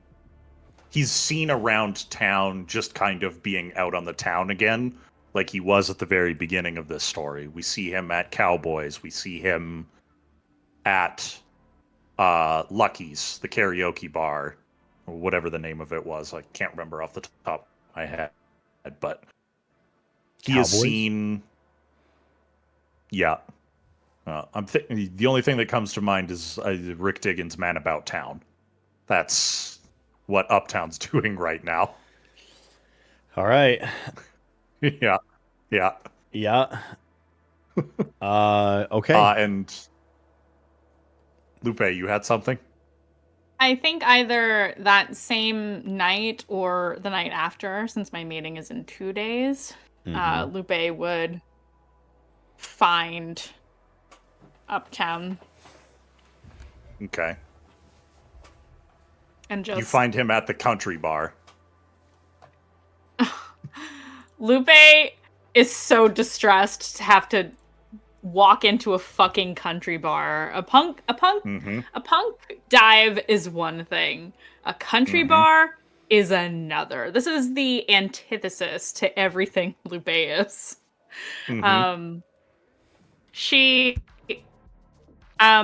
She very actively looks like she's trying not to touch anything in the bar. Wise And choice. she will just very delicately drop the toothpick onto the bar top while very specifically not sitting down on a chair and not touching the bar. Uptown notices her. He's on the dance floor dancing with some young college thing. I make sure you see me before I do it. I don't just walk in and do it. He very kindly thanks the lady for the dance early and says, "I'm sorry, I have to go see a friend." And walks across the bar. Doesn't look at you at first. Picks up the toothpick, puts it in his mouth, and then holds his hand out like this. You're gonna make me dance in this bar? How bad do She you want to know? rolls her eyes. All right. I thought I got to choose the terms of confession. You do. And he pulls her Fine. out onto the dance floor, and they start. He is a shockingly good dancer in a country bar, you find. And he kind of like pulls her in close so that she can whisper in his ear. What's your question? What is your little mission?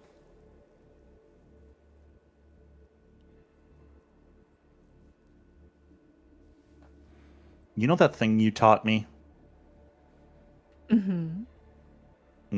I expanded on it. Excellent. And he looks down at one of his hands, the hand that's kind of holding your hand out to the side. Mhm. And he kind of turns it over for a moment. And then in a flash, the hand is lithe, the nails long. You're looking at a copy of your hand. And then just as quick as it happens, it's gone again. I'm gonna be someone else.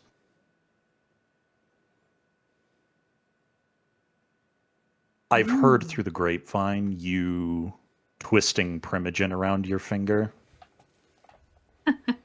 Yes. I have been known to do that from time to time. I'm gonna do you one better and be one. Excellent. And he spins you out at that moment. Have fun. Tell me all about it when you get back. How many toothpicks you got left? And he goes, Enough. disappears back onto the dance floor. As she leaves the bar to walk out to her car, she is absolutely like, she's a Kindred. She doesn't need hand sanitizer, but she's doing it anyway. Because this bar is just so gross to her. Very good, Absolutely yes. using a little bit of hand sanitizer, even though it is so not needed. The bar definitely smelled like stale beer, Bottle wood Depot. chips. Yeah, very mildewy bottle depot vibes. Not great. Yeah. So fantastic. Please. Even when Lupe was kind, she didn't go to places like that. Of course. We're gonna fade off of that scene, and we're gonna join. I just wanted to pop in with one quick Please. comment on what December is up to. 'Cause it doesn't need to be delved into, but if anyone mentioned to her that there was someone on the roof, she would want to go up and check it out. Deacon would have said, "Hey, the gargoyle's up there." Yeah, Lupe. He really would have said that. I'm so glad someone said something. That was getting left alone. No one said a fucking word. But I guess We had got distracted by the new priority. ghouls. I'm no, sorry. I get it. The ghoul. I totally get it. But all right, so you go up to the rooftop. Pothanos is standing there, looking away from you. All 9.5 feet chiseled, winged marble form of him, looking down on the street below. And what do you do? December will just step up beside, kind of like in the shadow from the street light, and say, "Hello, I'm just checking in to see how the thinking is going. You can stay as long as you like, but I just wanted to say hello." She is nervous as hell. I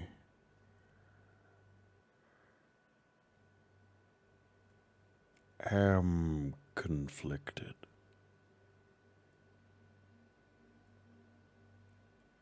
What are your options?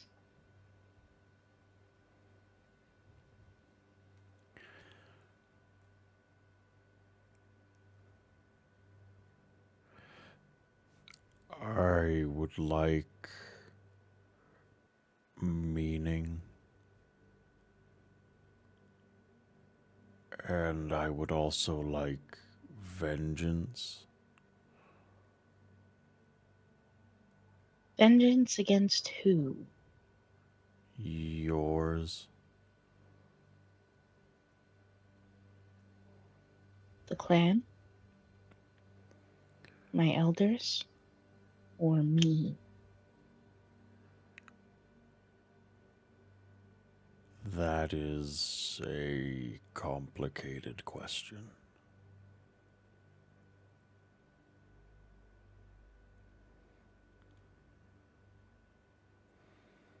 Well, I'd ask that you keep in mind that I have welcomed you to partake in my safe haven, so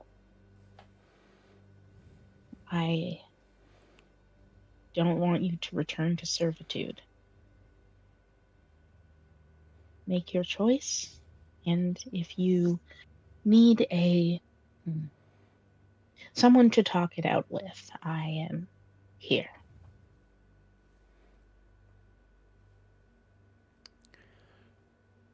The one with the gall that spoke to me. Tim?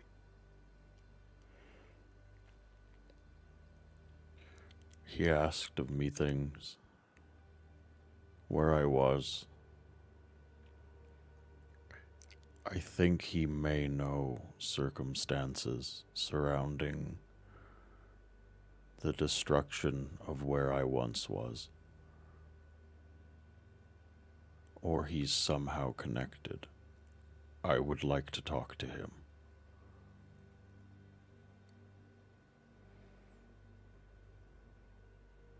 That can be arranged.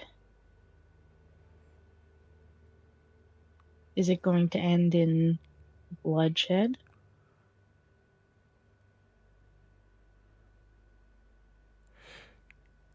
If he attempts to do what the others have done to me in the past, I will reduce him to his base components. If that is enslave you, then that is a fair reaction.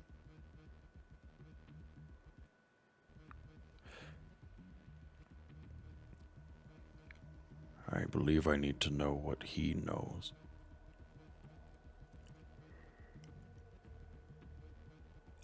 It'll take a few days, but I'll arrange it. I have time.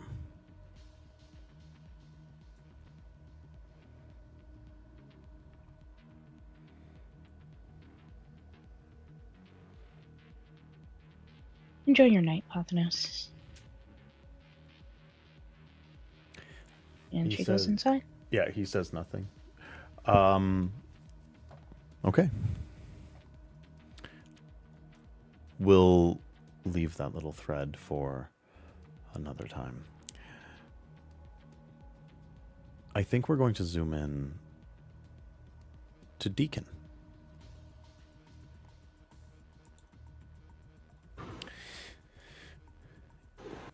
We join Deacon, I believe, at his haven proper.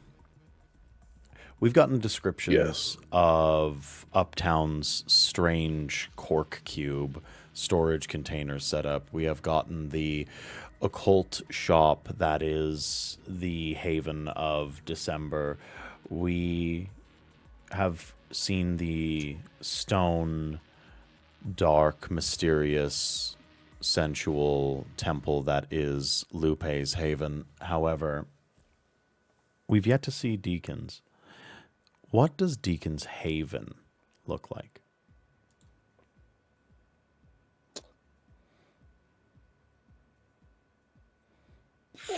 One, it is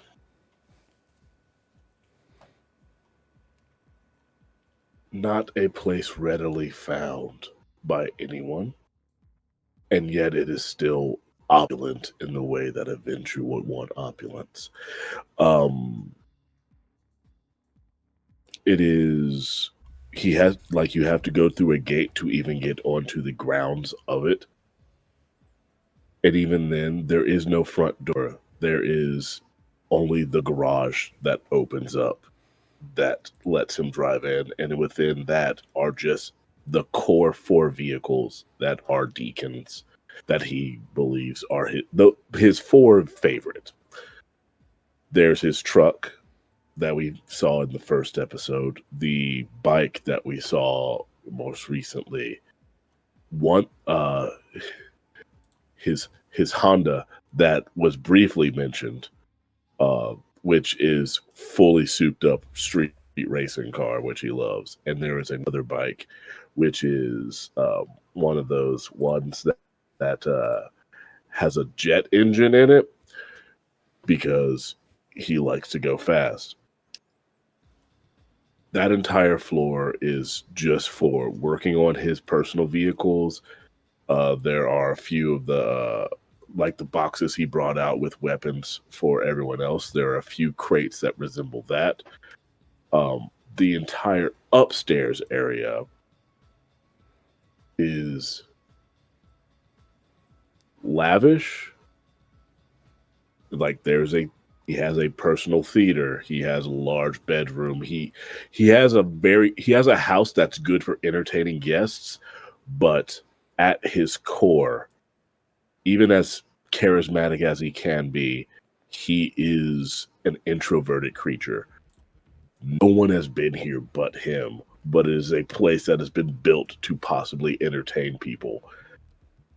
From the outside, he has designed it. He basically renovated an old firehouse.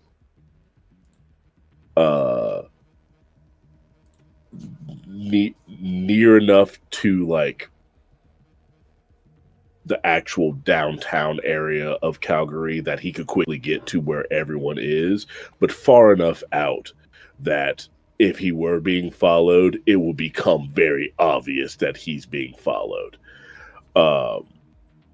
And where he spends the majority of his time is personal office, which is completely painted black, no windows, gigantic mural of Gotham City on the back wall. He loves Batman. Of course Very he does. large, Of course like he does. he loves He loves Batman. I get it. It makes does he total own sense. a few in the theater room? There are a few bat suits in glass cases. And then he also has just a this almost swordfish-esque computer that he sits at, and next to him, and then on either side he has a corkboard. Like this office, he basically made his own bat cave, but he didn't want it to be a cave because he's too rich for that. I have a question, and this is purely for Aaron. Yes. This is for Aaron, and he doesn't need to leave this. Go ahead. Has Deacon worn the bat suits?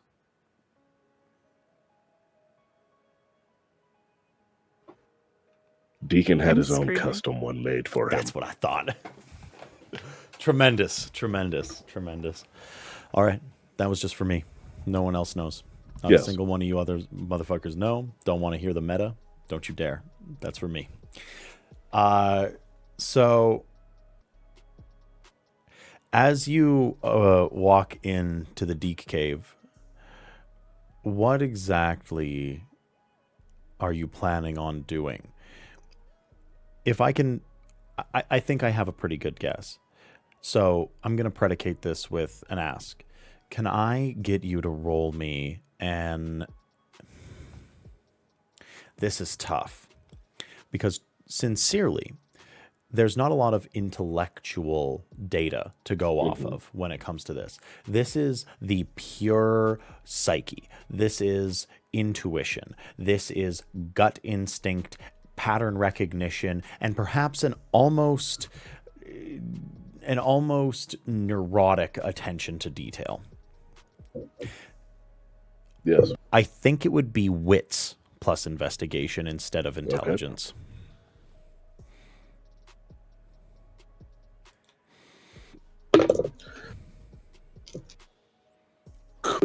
Will you allow me to add 2 dice to Blood Surge?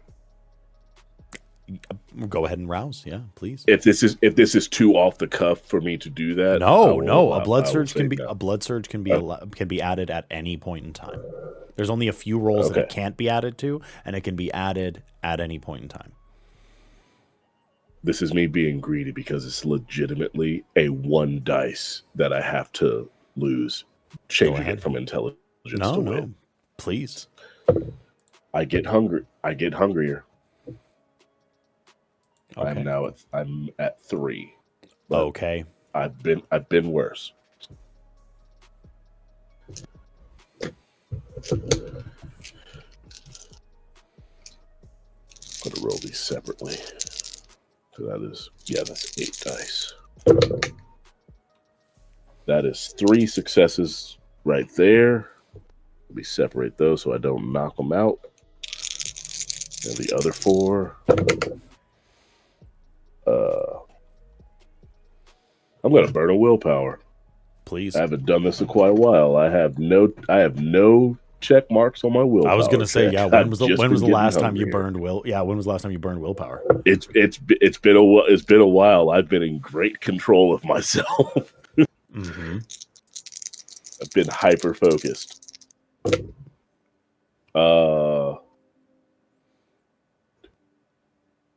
know what? I've got it to burn. I'll burn another one to re-roll these last 2.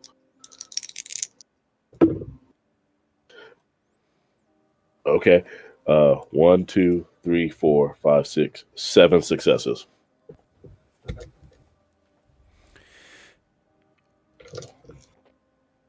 You start connecting dots. The threads that have been mentally maintained in your head start to be fully pushed into the corkboard that is your supernatural sketch of Calgary. You have been hunting down what might be living in the sewers. You didn't name it. You've never had a real idea of what it might be beyond the terrible thing that lives below that can tear a kindred apart in moments. You thought perhaps werewolves. Mm-hmm. You thought perhaps spirits. A kindred experiment gone wrong. The last thing that someone wants to assume when they are a kindred is that there is a Methuselah that is walking amongst them and specifically is out of control.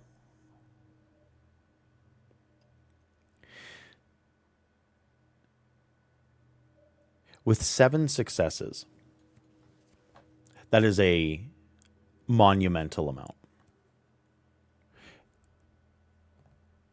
I think I'm going to turn it over to you. What dot does Deacon want to connect here?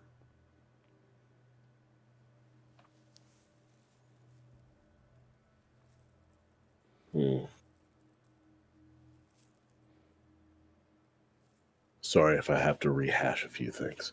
Go over it.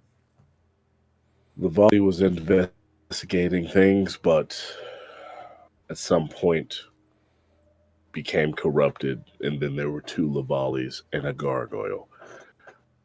From what I was told by December, we have to find the shards. Lupe is Lupe.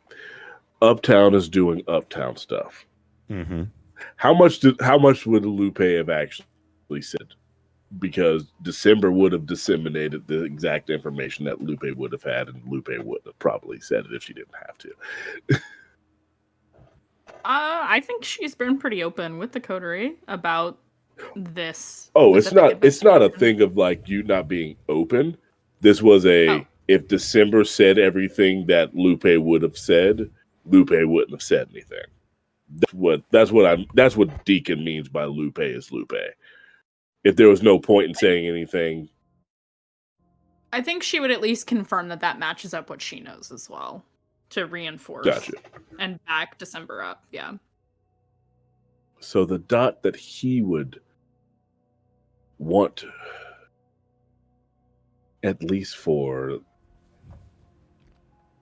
because it's honestly fuck the Camarilla, fuck the Anarch things. How does he get what he wants? The dot he wants is, how do I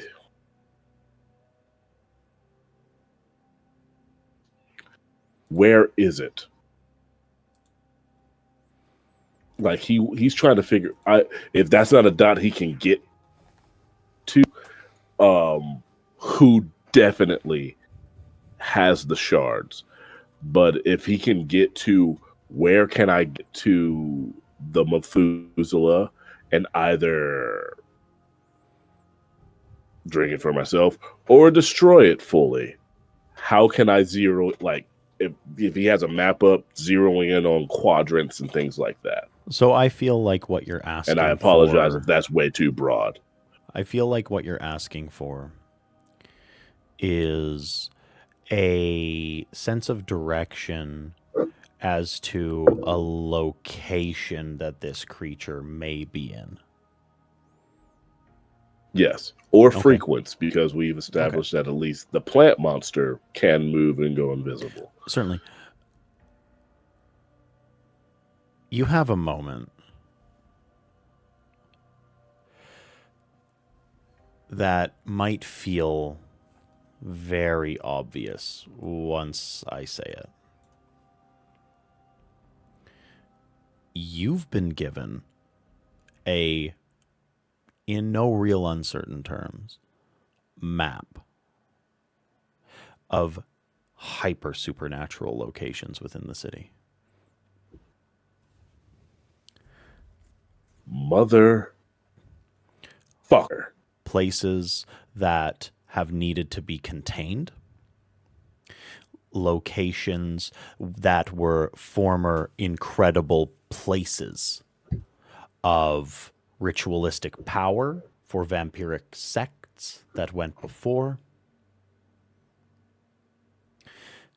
and the physical locations where you know Kindred have disappeared. There are places within the city that hold massive amounts of power, and you would feel the fool if you did not investigate whether or not they are connected. Something freaks you out a little bit. Those HOA Stepford wife motherfuckers were hiding a very sincere secret. What it looks like as he's like literally connecting strands to whatever as it becomes, all of the information is on the left side, and then he realizes everything leads to that list of addresses that he found years ago. Like, no matter what string he has, it always comes back to, well, that. And then he steps back and looks at it, and then because he's gotten so used to hearing his beast talk to him, because beast is just his own inner psyche stating the obvious that he knows. He goes, this is usually just a one-way conversation, but I hate missing the obvious. And I actually didn't. I just didn't want to go there yet.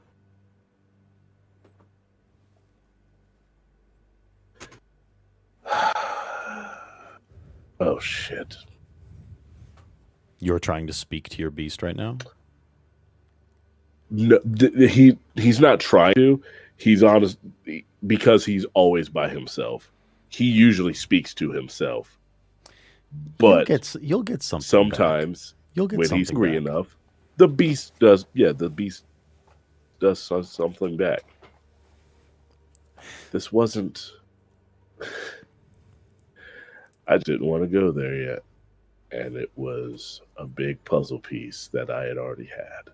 I had all the edges. I had most of the center. I was just missing like 5 quadrants. You hear that beast in the back of your head. You know,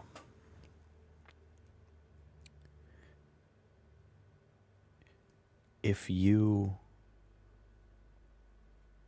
had a nickel for every time the most obvious answer to your problems was right in front of your face and you ignored it. Well, you could have bought another batsuit.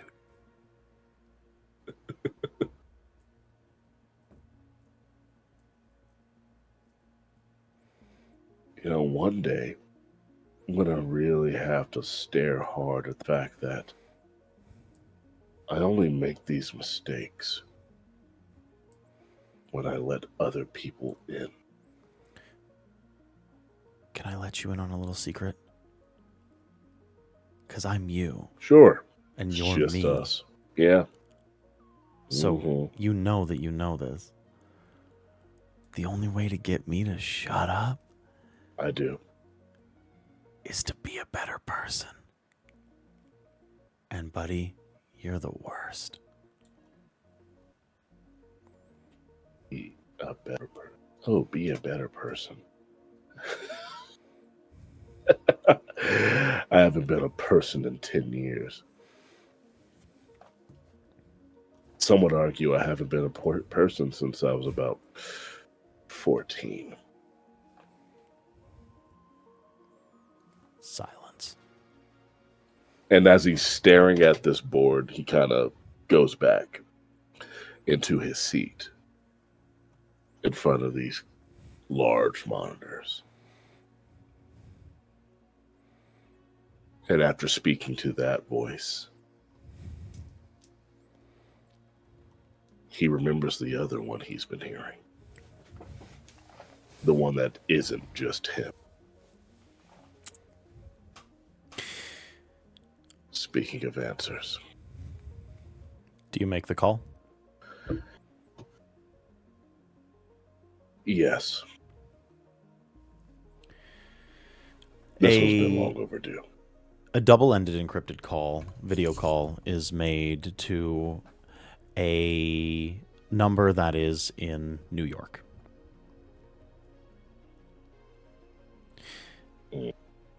A petite, well-dressed, pencil-suited Chinese woman is on the other end of the call.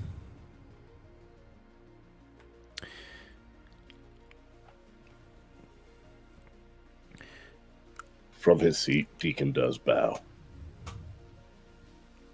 She says nothing and waits for you to speak.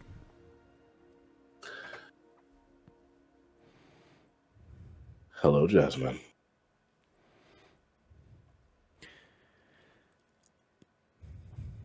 Mr. And by the way, this is completely in... this starts off in Mandarin.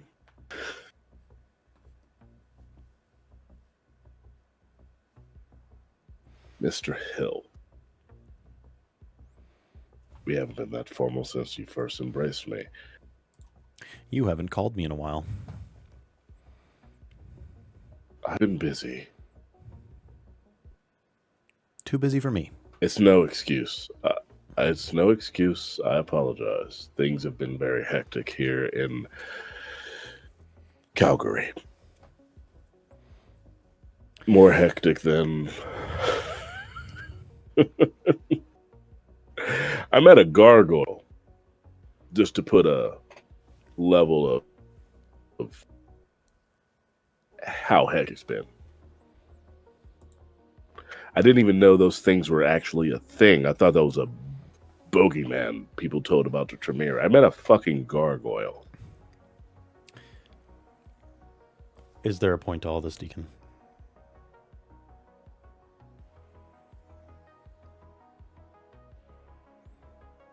Putting off the question I need to ask you. Because this is a question only you can answer. Let me help because you. You're more...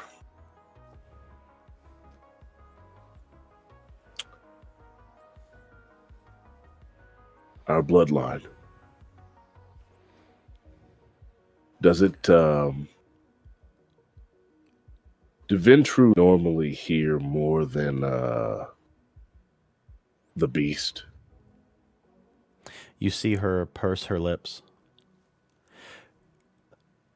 Jasmine is very likely the most unflappable person that you have ever met in your entire life. Time is money, and money is God, and she spends it exactly the perfect, precise, algorithmic way to make the most of it and apply that power in incredibly pressuring ways to make sure that the clan looks clean and incredibly authoritative.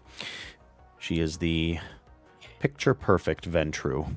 So, to see her even make one facial expression that is out of line or seems involuntary is a little bit alien. But she does. You're speaking of Hardestat.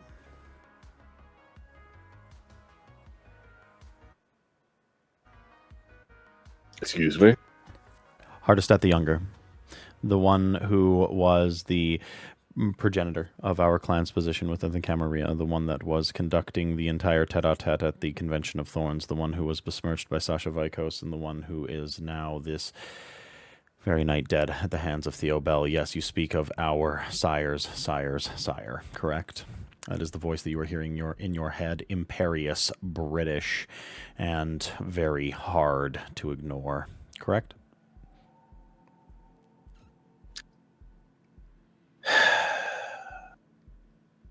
Yes. He's been looking again. So, wait, hold on. I knew we were of quote unquote pure Ventru bloodline, but I'm of the bloodline of the progenitor of the Camarilla. Like the guy who made the Camarilla. That's us. Do you think that I could have pulled all the strings that I did, get you in the positions that you are in now, and had you come all of this way without touting the fact that we are from Hardestat himself? Yes, that is where you are from. Yes. Do not get me wrong. You have merit and you have gotten yourself very far. I am proud of you. Don't yourself saying that. But this complicates things. That I'm hearing him or the gargoyle? I could not be any clearer that I do not care about the gargoyle. I wanted to bring levity. What can I say? Yes. Jasmine, the sire of Deacon Hill, notable comedian. Oh, you've told a joke or two in our time, though. Yes, you're right. I do every so often bring up the Toreador, but that is neither here nor there. What I am saying, though, is that you hearing Hardestat's voice means that he very likely has plans for you. You are going to be hearing it more and more. It is going to get more and more insistent. It is not like the beast. It may align with you. This may be a good or a bad thing. It is going to be very dependent on the agenda that you have, evening to evening.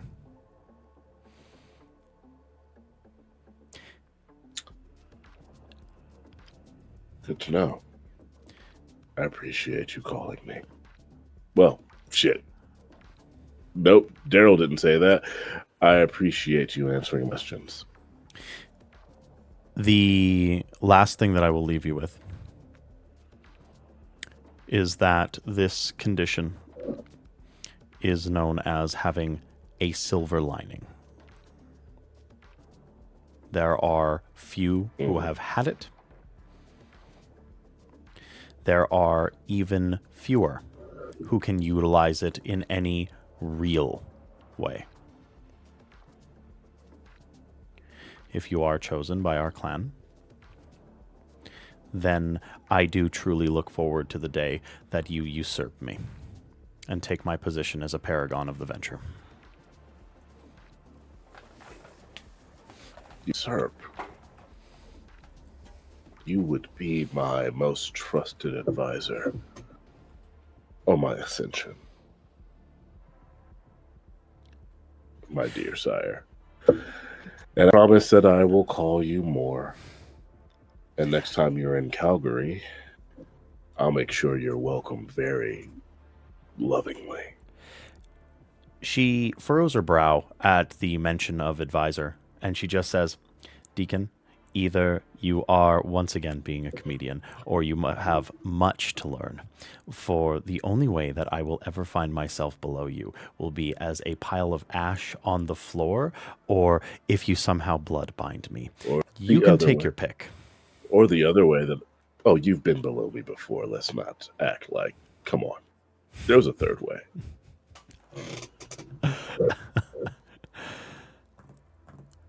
I wasn't even a vampire then.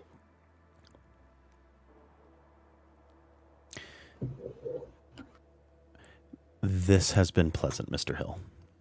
I await your next call. And then Jasmine hangs It's always up. pleasant.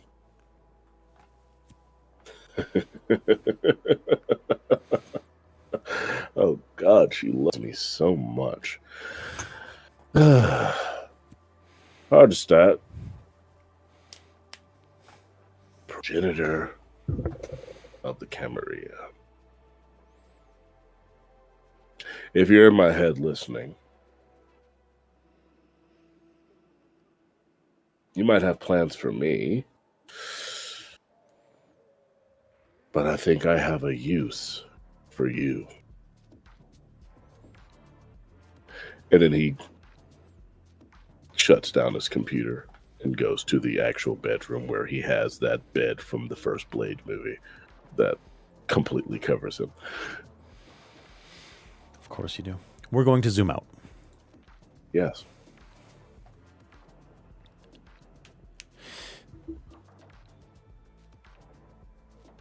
A night has gone by.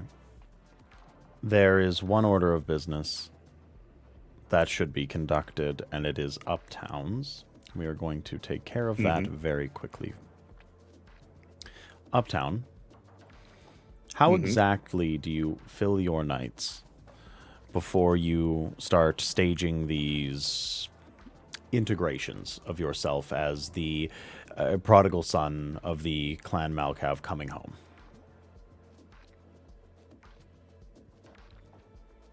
So glad you asked. Everyone gets a going away present. The following evening, after Uptown does his running around, at each of your havens, or wherever Uptown knows you frequent, Texas and Deacons, yours arrive at the clubhouse. Lupe, yours arrives in your club. Again, somebody obfuscated in. And December, yours arrives at your shop. Each of them contains 3 things. A vinyl record, a gift of some sort, and a card with words written in them. We'll start with you, Texas. The record, Creedence Clearwater Revival's Run Through the Jungle, 45, the single. The gift is an old wall clock and a note on the back that says, "Time's a funny thing. I'm sure you'll use this when you need it."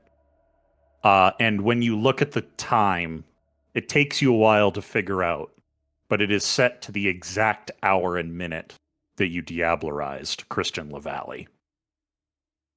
The time of night. And in the card, it reads, "Tomorrow, tomorrow, and tomorrow creeps in this petty pace from day to day to the last syllable of recorded time, and all our yesterdays have lighted fools the way to dusty death. Out, out, brief candle! Life's but a walking shadow, a poor player that struts and frets his hour upon the stage, and then is heard no more. It is a tale told by an idiot, full of sound and fury, signifying nothing. And you see it says that part of the card is signed William Shakespeare. And underneath, in much more familiar handwriting that is Uptown's, it says, "You can build 100 bridges, but if you fuck one pig, they won't call you Tex the Bridge Builder. The real battle is just beginning. Hope you're ready. Your pal from Uptown." And your pal from Uptown has a question mark at the end. Deacon, the record, money for nothing, dire straits. The gift is a second card. You take it out and read it. And it says, "Dear Mr. Hill, I am humbled to write to you today to thank you for your generous donation to our Faculty of Arts program. The WAVE Scholarship Fund will allow dozens of students each year to attend digital art and animation programs for decades to come thanks to your generosity, and we cannot thank you enough. Your charity truly knows no bounds, and Calgary is greater for your community organization, presence, and involvement. On behalf of the Faculty of Arts, you have our utmost gratitude. Sincerely, Layla Smith, Dean, Faculty of Arts, University of Calgary." You didn't spend any money on this. You know you didn't. I know you didn't. Uptown had the money the whole time. Yeah. I was a financial investigator. I knew that. Mm-hmm. And the poem, or the card, has a poem in it. "I met a traveler from an antique land who said, 'Two vast and trunkless legs of stone stand in the desert, near them on the sand, half sunk a shattered visage loves whose frown and wrinkled lip and sneer of cold command tell that its sculptor well those passions read, which yet survive, stamped on these lifeless things, the hand that mocked them and the heart that fed. And on the pedestal these words appear, my name is Ozymandias, King of Kings. Look on my works, ye mighty, and despair. Nothing beside remains. Round the decay of that colossal wreck, boundless and bare. The lone and level sands stretch far away. Signed, Percy Bysshe Shelley." And underneath that, your pal from Uptown. Your pal from Uptown has a period at the end. December. The record, The Great Gig in the Sky by Pink Floyd. The gift, a gun with safety instructions and an old blood smear on the handle. And in the card, the 1,000 injuries of Fortunato I had borne as I best could, but when he ventured upon insult, I vowed revenge. You who so well know the nature of my soul will not suppose, however, that I gave utterance to a threat. At length I would be avenged. This was a point definitively settled, but the very definitiveness with which it was resolved precluded the idea of risk. I must not only punish, but punish with impunity. A wrong is unredressed when retribution overtakes its redresser. It is equally unredressed when the avenger fails to make himself felt as such to him who's done the wrong. It must be understood that neither by word nor deed had I given Fortunato cause to doubt my goodwill. I continued, as was my wont, to smile in his face, and he did not perceive that my smile now was at the thought of his immolation. Edgar Allan Poe. Your pal from Uptown. ...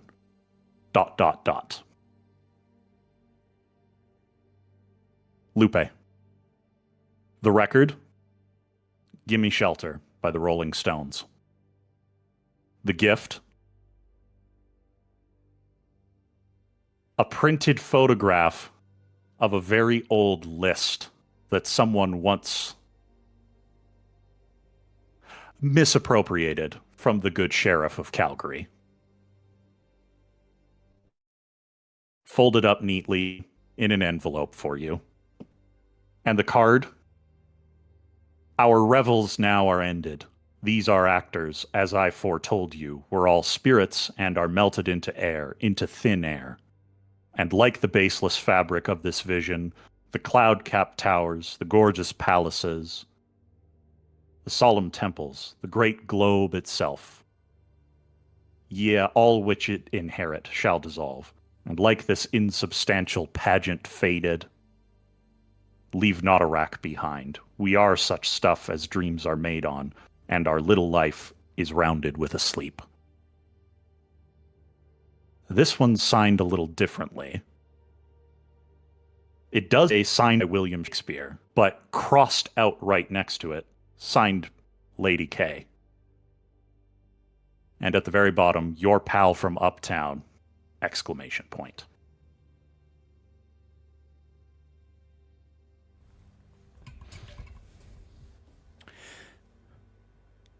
truly hope you all put those onto your character sheet.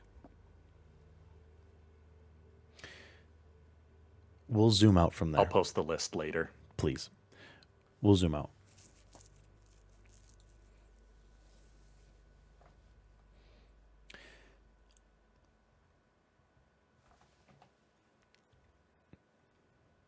There is an appointment that has come up.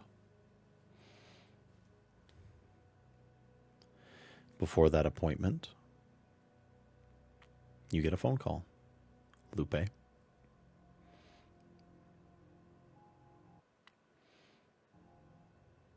Who's it from? Longtooth. Excellent. I pick up the call. Good evening. Hey, doll. I got a little bit of info.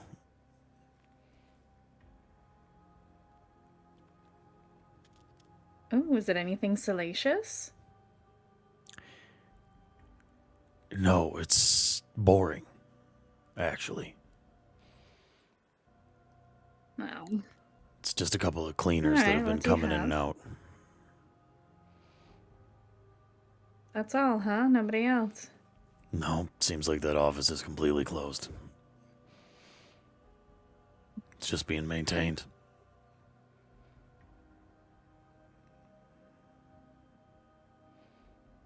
Fair enough. All right. It's been refurbished. They knocked down a couple of walls. Was I aware?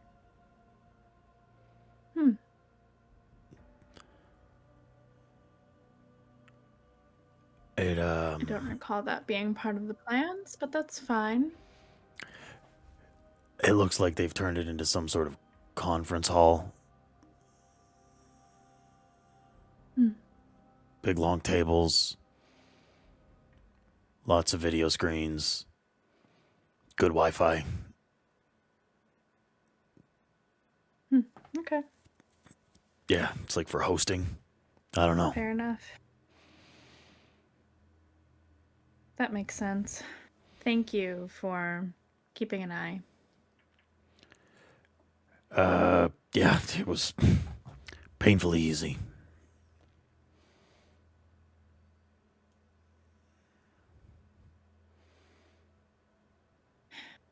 Stay safe out there. Oh, probably not. Later. And then he hangs up.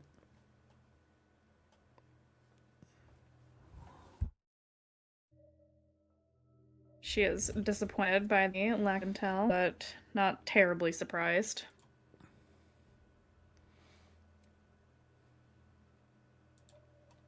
What would you like to do? I'm going to get ready for my meeting. I want to look as devastatingly beautiful as humanly possible. Okay. But also a little bit professional. Given we're having a meeting. But yeah, I think Lupe very specifically, very specifically, like, make sure that she is done up to the nines more than is typical. Hair done, Nails done, everything immaculate. Before she heads to this meeting. You put all of the effort that you possibly can into looking devastating, dangerous, beautiful, and if Lupe is good at truly one thing when it comes to navigating the different meeting halls of Kindred society, it is the fact that she can very easily use beauty as a threat. And that is firmly on display tonight. Mm-hmm. You make your way to the office building where the meeting is supposed to be conducted.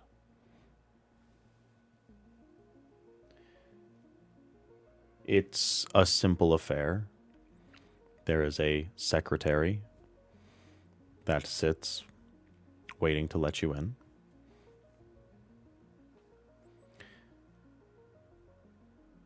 You easily bypass,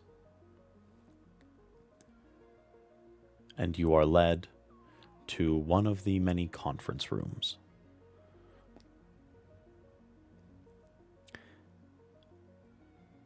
Sitting,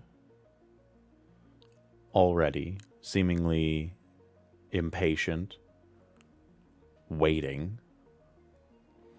is a woman wearing a very tight pencil skirt, gray slate top, blonde hair put up into a bun, tight, professional, nails dangerously pointed, a laptop in front of her, which she closes gently as you enter. But can I please, as you enter, ask you for a wits and insight?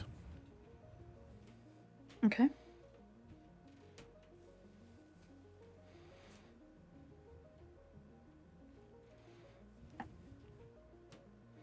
That would be 3 successes. The bust, the legs, the neckline. Mm-hmm. Oof. If you went out searching for the closest carbon copy that you could find of yourself within Calgary, this is the one. Mm-hmm.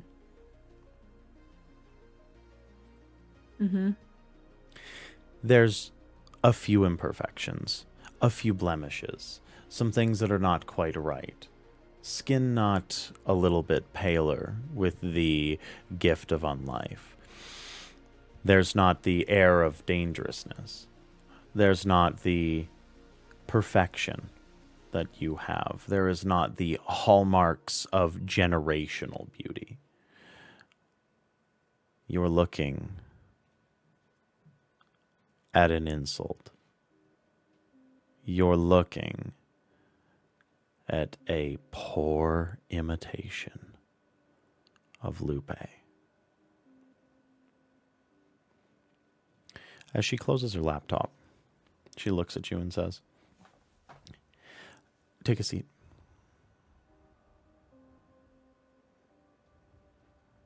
And you are? I'm not sitting. I'm standing. My name is Marissa. Is it now?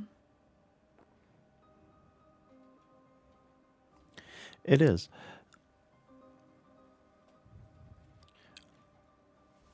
I've come to understand that you have been making quite the waves within the Anarch movement.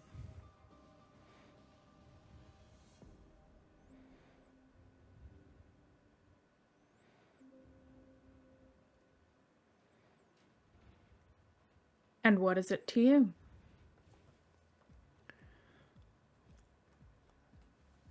Liam. Did you buy that off the rack? I look at her outfit. this? I'll have you know that Liam expects better. Typically. You could learn a thing or two. Now, why are you here? Exactly.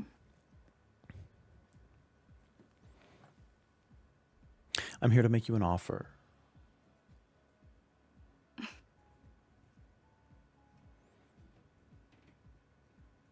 An offer. An offer. What sort of offer?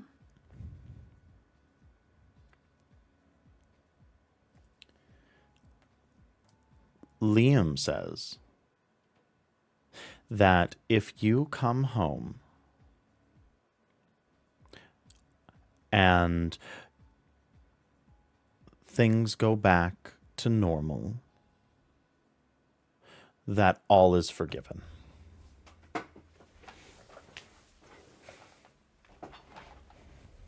Is that what he said? That's what I heard. That's what you heard, is it? Well, he's very busy. I might be, paraphrasing. Oh, you're paraphrasing. And he's so busy. Does she smell human to me? Oh, very much so.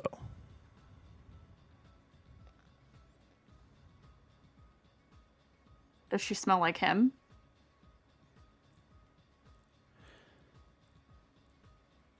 Give me a wits and awareness. Sense fade.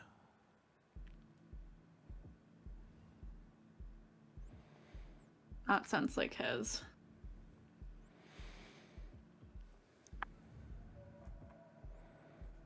That is 5 successes and a crit. Your heart thumps. That same red line,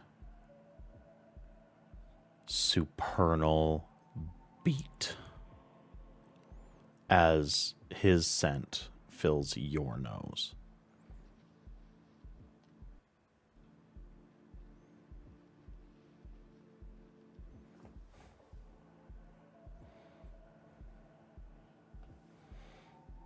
I'm going to kind of lean against the table a little bit. I'm still not sitting.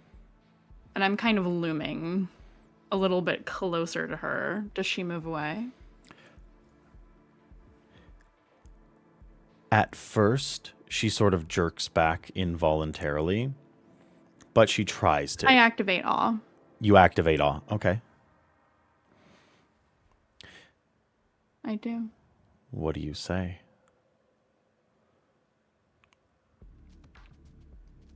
Sweet little rabbit. You are in the wrong den. Where is Liam? I would like you to make me a charisma plus intimidation plus presence. Okay.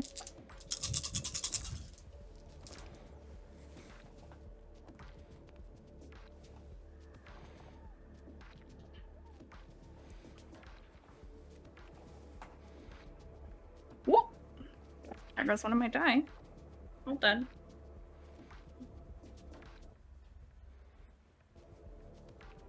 Okay, that is... I am going to burn a willpower.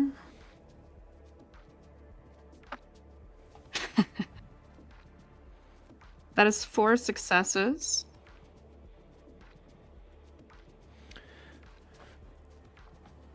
She quails under your looming presence.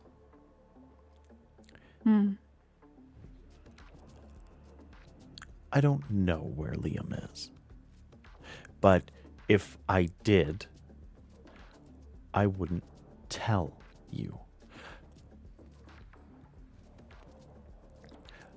And then she gets a little bit of gumption. You can tell. You've read body language for decades. When someone who is hopped up on the impression that the person they're representing is far more important than they think they are. She says, listen, I wasn't told to come here and parlay. I was told to make an offer. And as far as I can tell, when you come back, things are going to be a little different. Oh, are they? Different how? Well, I would love to hear this.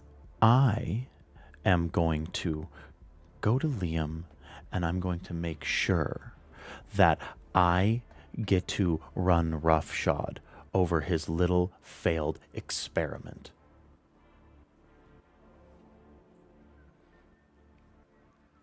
Because I'm not letting go of what I earned. What you earned? Yes.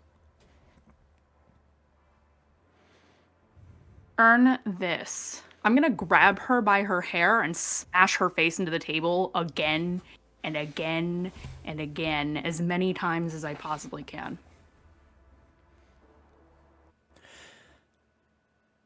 Marissa's face breaks with the first blow. Can I get it? Can I get a strength and brawl very quickly? Absolutely. I'm gonna rouse the blood. I do get hungrier, but it's worth it.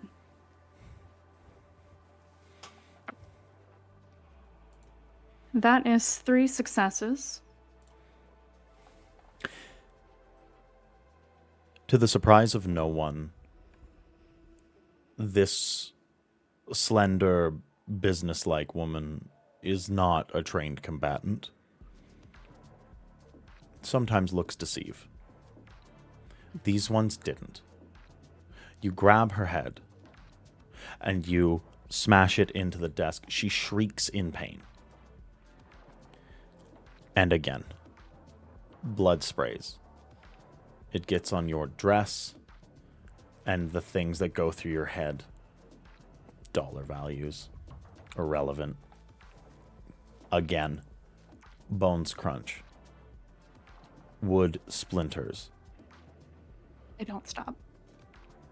This goes from anger to rage to the destruction of a human that represents what you've been wronged by.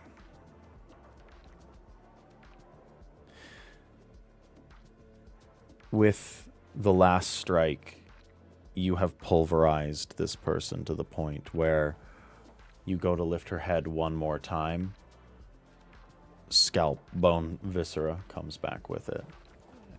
And what's left of her head is gone. You've made a mess. I drop it. I will look at my handiwork, lick my lips because I'm sure there's blood all over my face. And I'm going to, ever so carefully, pull out a little hanky from my bag, wipe my hands, and I'm going to pick up the phone. And I'm going to give Lester a call. The phone rings. The phone rings. The phone rings.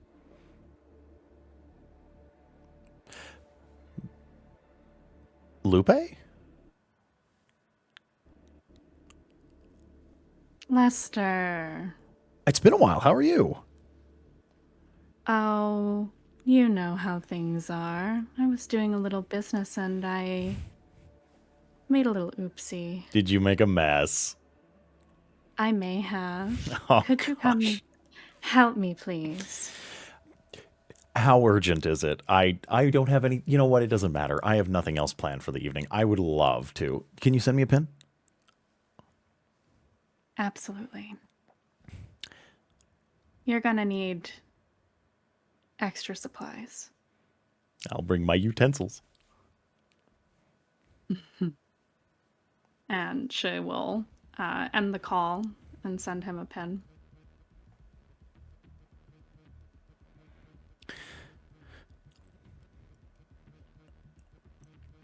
Do you wait for Lester?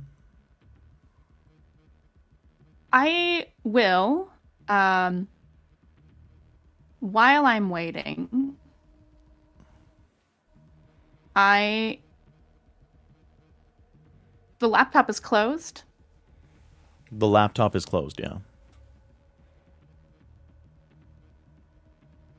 I'm gonna use my claws and into the laptop. Just fry it? I'm gonna break it. Okay. Yep.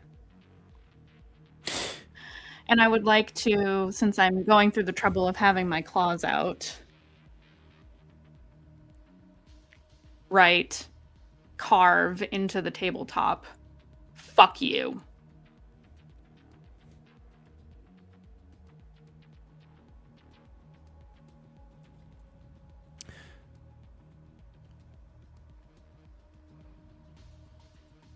You hear a phone ring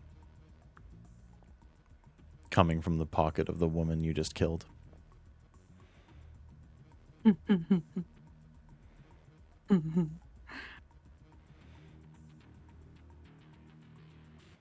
I'll pick it up. I'll pick up the phone, not answer the call. What name is on the screen? Liam.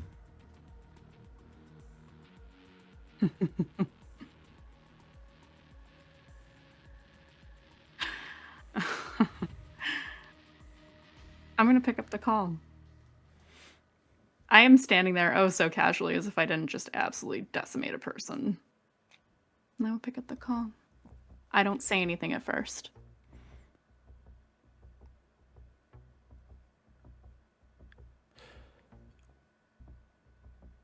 Hello? Hello? Marissa? Oh, Marissa.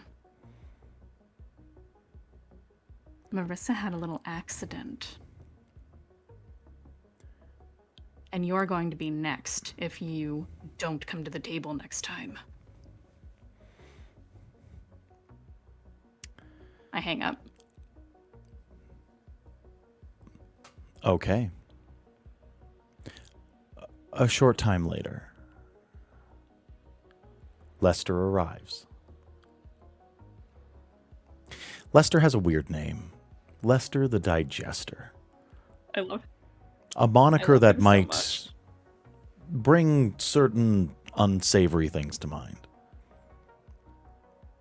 Mm-hmm. Lester is a tall, handsome man. Either he always wears a guise, or he's very good at prosthetics, but he's a very handsome man. Tall, chiseled, three-piece suit. As he gets there, he takes out an attaché case and another. He sets them on the table. One he opens up, and then he begins to speak to you. You see that it's full of all sorts of different cleaning chemicals and solvents.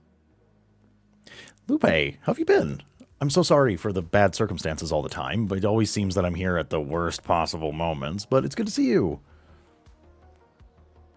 I really should just call on you sometime just for fun one of these days. It is so wonderful to see you. Oh my gosh, yeah, absolutely. How are things? Busier than you'd think. The city's a mess. I'm getting paid though. Oh my gosh. I bet, as you deserve. And then he opens up the other attaché case. And inside is a selection of cutting tools and different surgical implements and all of these different kinds of things. We're talking about scalpels and saws and, the different accoutrement of dismembering a body. And he starts laying down some plastic sheets that were inside of the actual bottom of the case, and he sets up a little bit of an area for him to work in. So what are the circumstances for the death of this one? Just kidding. I don't care. I know you don't. I don't want to know. I don't care. And the fact that I can't even recognize their face is so much better. So I heard you're fully with the Anarchs now. Hey, that's sort of the all around the rumor mill. Yeah, you could say that. You could say I've moved on to greener pastures. I'm proud of you. That's cool. That's super cool. You left your lover, Liam, right? Right. You know what? She glances down towards this "fuck you" on the table. Mm-hmm. Oh, hey, listen, whether or not you two had a falling out, I always thought really highly of him and you. You know, people fall on hard times. We all, we're all a little bit boo-boo. So, like, it's hard. It's hard for everybody. I'm really sorry that you're going through it. But if, It's fine. Okay, well, It's fine now. She gestures to the body. Oh, hey, congratulations. Some people do therapy, some people, so it's good. It's good. Okay, well, he starts piecing up the body and sort of doing his thing, and he takes off a couple of pieces, and then he sits down at the table. Yep. And then he pulls out from a jacket pocket a bundle, a cloth bundle that looks like a napkin. He rolls it out on the table, and he's you see that he has a large fork and a very sturdy-looking steak knife, and what can only be described as a scooping implement. And he says, well, I mean, you're welcome to share a meal if you like, but most people don't really like getting into the grisly parts of what I do. So feel free to, feel free to take your leave. Just wanted to make sure you were all set before I did my thing. I'm so set. Thank you for setting the table. Yeah, of course. And we should have a proper chat sometime, just for fun. Oh my gosh, when you yeah. Get time. You're so busy always. I've been busy lately, but like so have you. I've heard crazy awesome things, and I'm so glad that you've come over to the Anarchs, and that's really exciting. Yeah. Baron LePage has been really good to me. Since he took over the whole situation. Don't worry, I have sung my praises to him. Not that you need the hype, but I certainly reinforced it. Thank you. Of course. Well, enjoy. We will talk payment later. As always, you know where to find me. I'll send an Usual invoice. Price, I'm sure. Yeah, send me an invoice. And she will also casually brush herself off, even though she wears black. So even though she's covered in blood, there might be a little bit visible, but it's not immediately apparent. And I will exit. And my next thing to do is to text Longtooth and get him to wipe the security footage of this building for me. You just get the world's quickest. You owe me. Consider it done. I send him like a little kiss emoji back.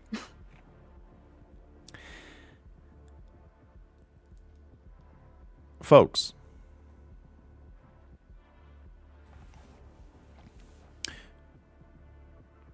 I love you all. And I would love to keep telling this story this evening. I really would. But it is right here that we are going to close out the season. This has been Act 1 of Sanguine Dominion. And I have to say, this has been one of the most satisfying narrative experiences that I've had in recent memory. Our cast is very wonderful. And in the spirit of that, we are going to go around the table and we are going to introduce ourselves one last time for the season. And we're going to start with Ian. Who are you? Where can the internet find you? What's up? I'm Ian, your boy Big on all social media, and I mean that. Pick a social media, type in YABOIBIG, and you'll find me. If you don't, let me know so that we can monopolize that name. I'm doing a lot of stuff, so just pick a social and you'll know what I'm doing next. That's it. Brendan, who are you?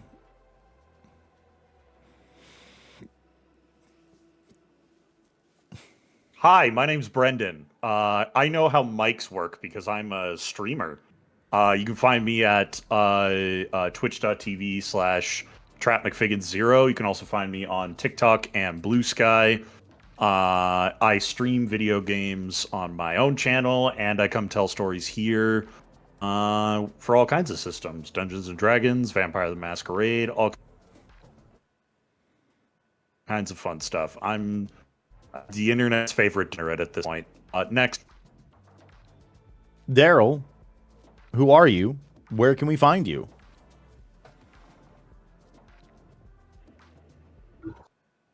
Oh, I'm Daryl. I play Deacon, your favorite Ventru, who wants to be Bruce Wayne so badly, but black and more handsome. You can find me all over the internet at Mr._Daryl Dorsey or just Daryl Dorsey. You can also find me here on Twitch at Daryl Sucks at Gaming. That is Sucks spelled S-U-X. I am slowly beginning to get back into streaming video games on my channel. I may or may not stream tomorrow, but if you check any of those aforementioned social medias, there will be a post about it, and you will know when and where to find me. Charmy, who are you? Hello, it's me. I'm Charmy, also known as Captain Charmy, various places around the internet. You can find me over at the Mandy's channel on Wednesdays, playing Aurora and Cineratus in our beautiful, wonderful D&D campaign, Miss Lost. I have been December, the Blood Witch, who has a sick-ass coven of ghouls now, so thanks for that. That's me. Mandy? What? Oh, right, it's my turn. I know who you are. Tell the internet. Hey, everybody, I'm Mandy, or the Mandy, all over the internet, and yeah, all the things Charmy said. Come watch us on Wednesdays for Miss Lost. You can also find me on Magi RPG pretty regularly, especially on Tuesdays right now. And I have been Lupe of Clan Ministry, the very angry ex-girlfriend of a fucking asshole. That's been me. Thanks for having me. Hi, everybody. I'm Story Dad. I tell stories on the internet. I do that. It's what I do. I'm the creator of Another World Tabletop. I tell stories here on this channel. I am a TTRPG nomad. I do that shit all over the internet. I am a LARPer. I'm a cosplayer. I do hot boy shit on Instagram. That is the by and large. And if you've looked at our recent stories, the most important facet of who I am, and it's by a country mile, is I am the spouse of the Mandy. That's far more interesting and important than any of the stories that I've been telling. But the reality is that I also do those things. You can follow me at StoryDad pretty well fucking everywhere. As far as, you can find me on Threads and Instagram and all those different kinds of things. But stay tuned, everyone. We are going on hiatus it's not even a hiatus. It's the season break, so that I can write the next chapter of the story, so that I can write the next, that I can get everything in a row and we can get the next act rolling. Yeah, it's the little break in between. So, we will catch you very likely, very likely on, what was it? Saturday the 12th, 3 weeks from, 4 weeks? Am I crazy? 1, 2, 3, 4, 4? I guess it is 4 weeks. 4 weeks from today. And yeah, y'all are, y'all are great. 3? It's 3. Okay, fantastic. Thank you all for coming along with us for this story so far. It's meant the world. I'm proud of what we've made here, and I cannot wait to tell more vampire stories with y'all. We are going to raid out to somebody who's live. Everybody, anybody got a good one? T-Pain's live. Is T-Pain live? We're gonna raid into T-Pain is T-Pain. live. All right. T-Pain. That'll be easy live, but he's showing his back to Wisconsin tour. Oh my god! Hold on. I gotta actually pull it up. Maybe he'll guest in Sanguine Dominion if we ask real nice. That's all I want. That's literally all I want. Hey, everybody, at T-Pain, and see if he wants to play TTRPGs with me. I don't care. What's the worst that can happen? He's like, these weirdos on the internet. He didn't know who I was before, and I don't think he's gonna, even if y'all do. But maybe one day he'll be like, shit, I like that nerd shit, and he'll want to play TTRPGs with us. Wouldn't that be dope? Don't let your dreams be dreams, right? Fucking T-Pain. It is at T. Yeah, it's T-Pain, right? Yeah, absolutely. Okay, /raid. Oh, wow. It is Rin's birthday. Wait, it's Rin's birthday? Yeah, I guess so. Okay. Yeah. I can't let our memes get in the way of that. We should raid. Yeah, we gotta raid the homie on their birthday for sure. Yeah, absolutely. Yeah. Thanks, Whitney, for calling that out. Yeah, thank you so much. It was so. It was so gonna be T-Pain. It looks like it's also Clem's birthday almost, so that's funny. Why the fuck? Shout out. Wait, no, hold on. Clem also has birthday countdown. Yeah. Yeah, it looks like both of them do.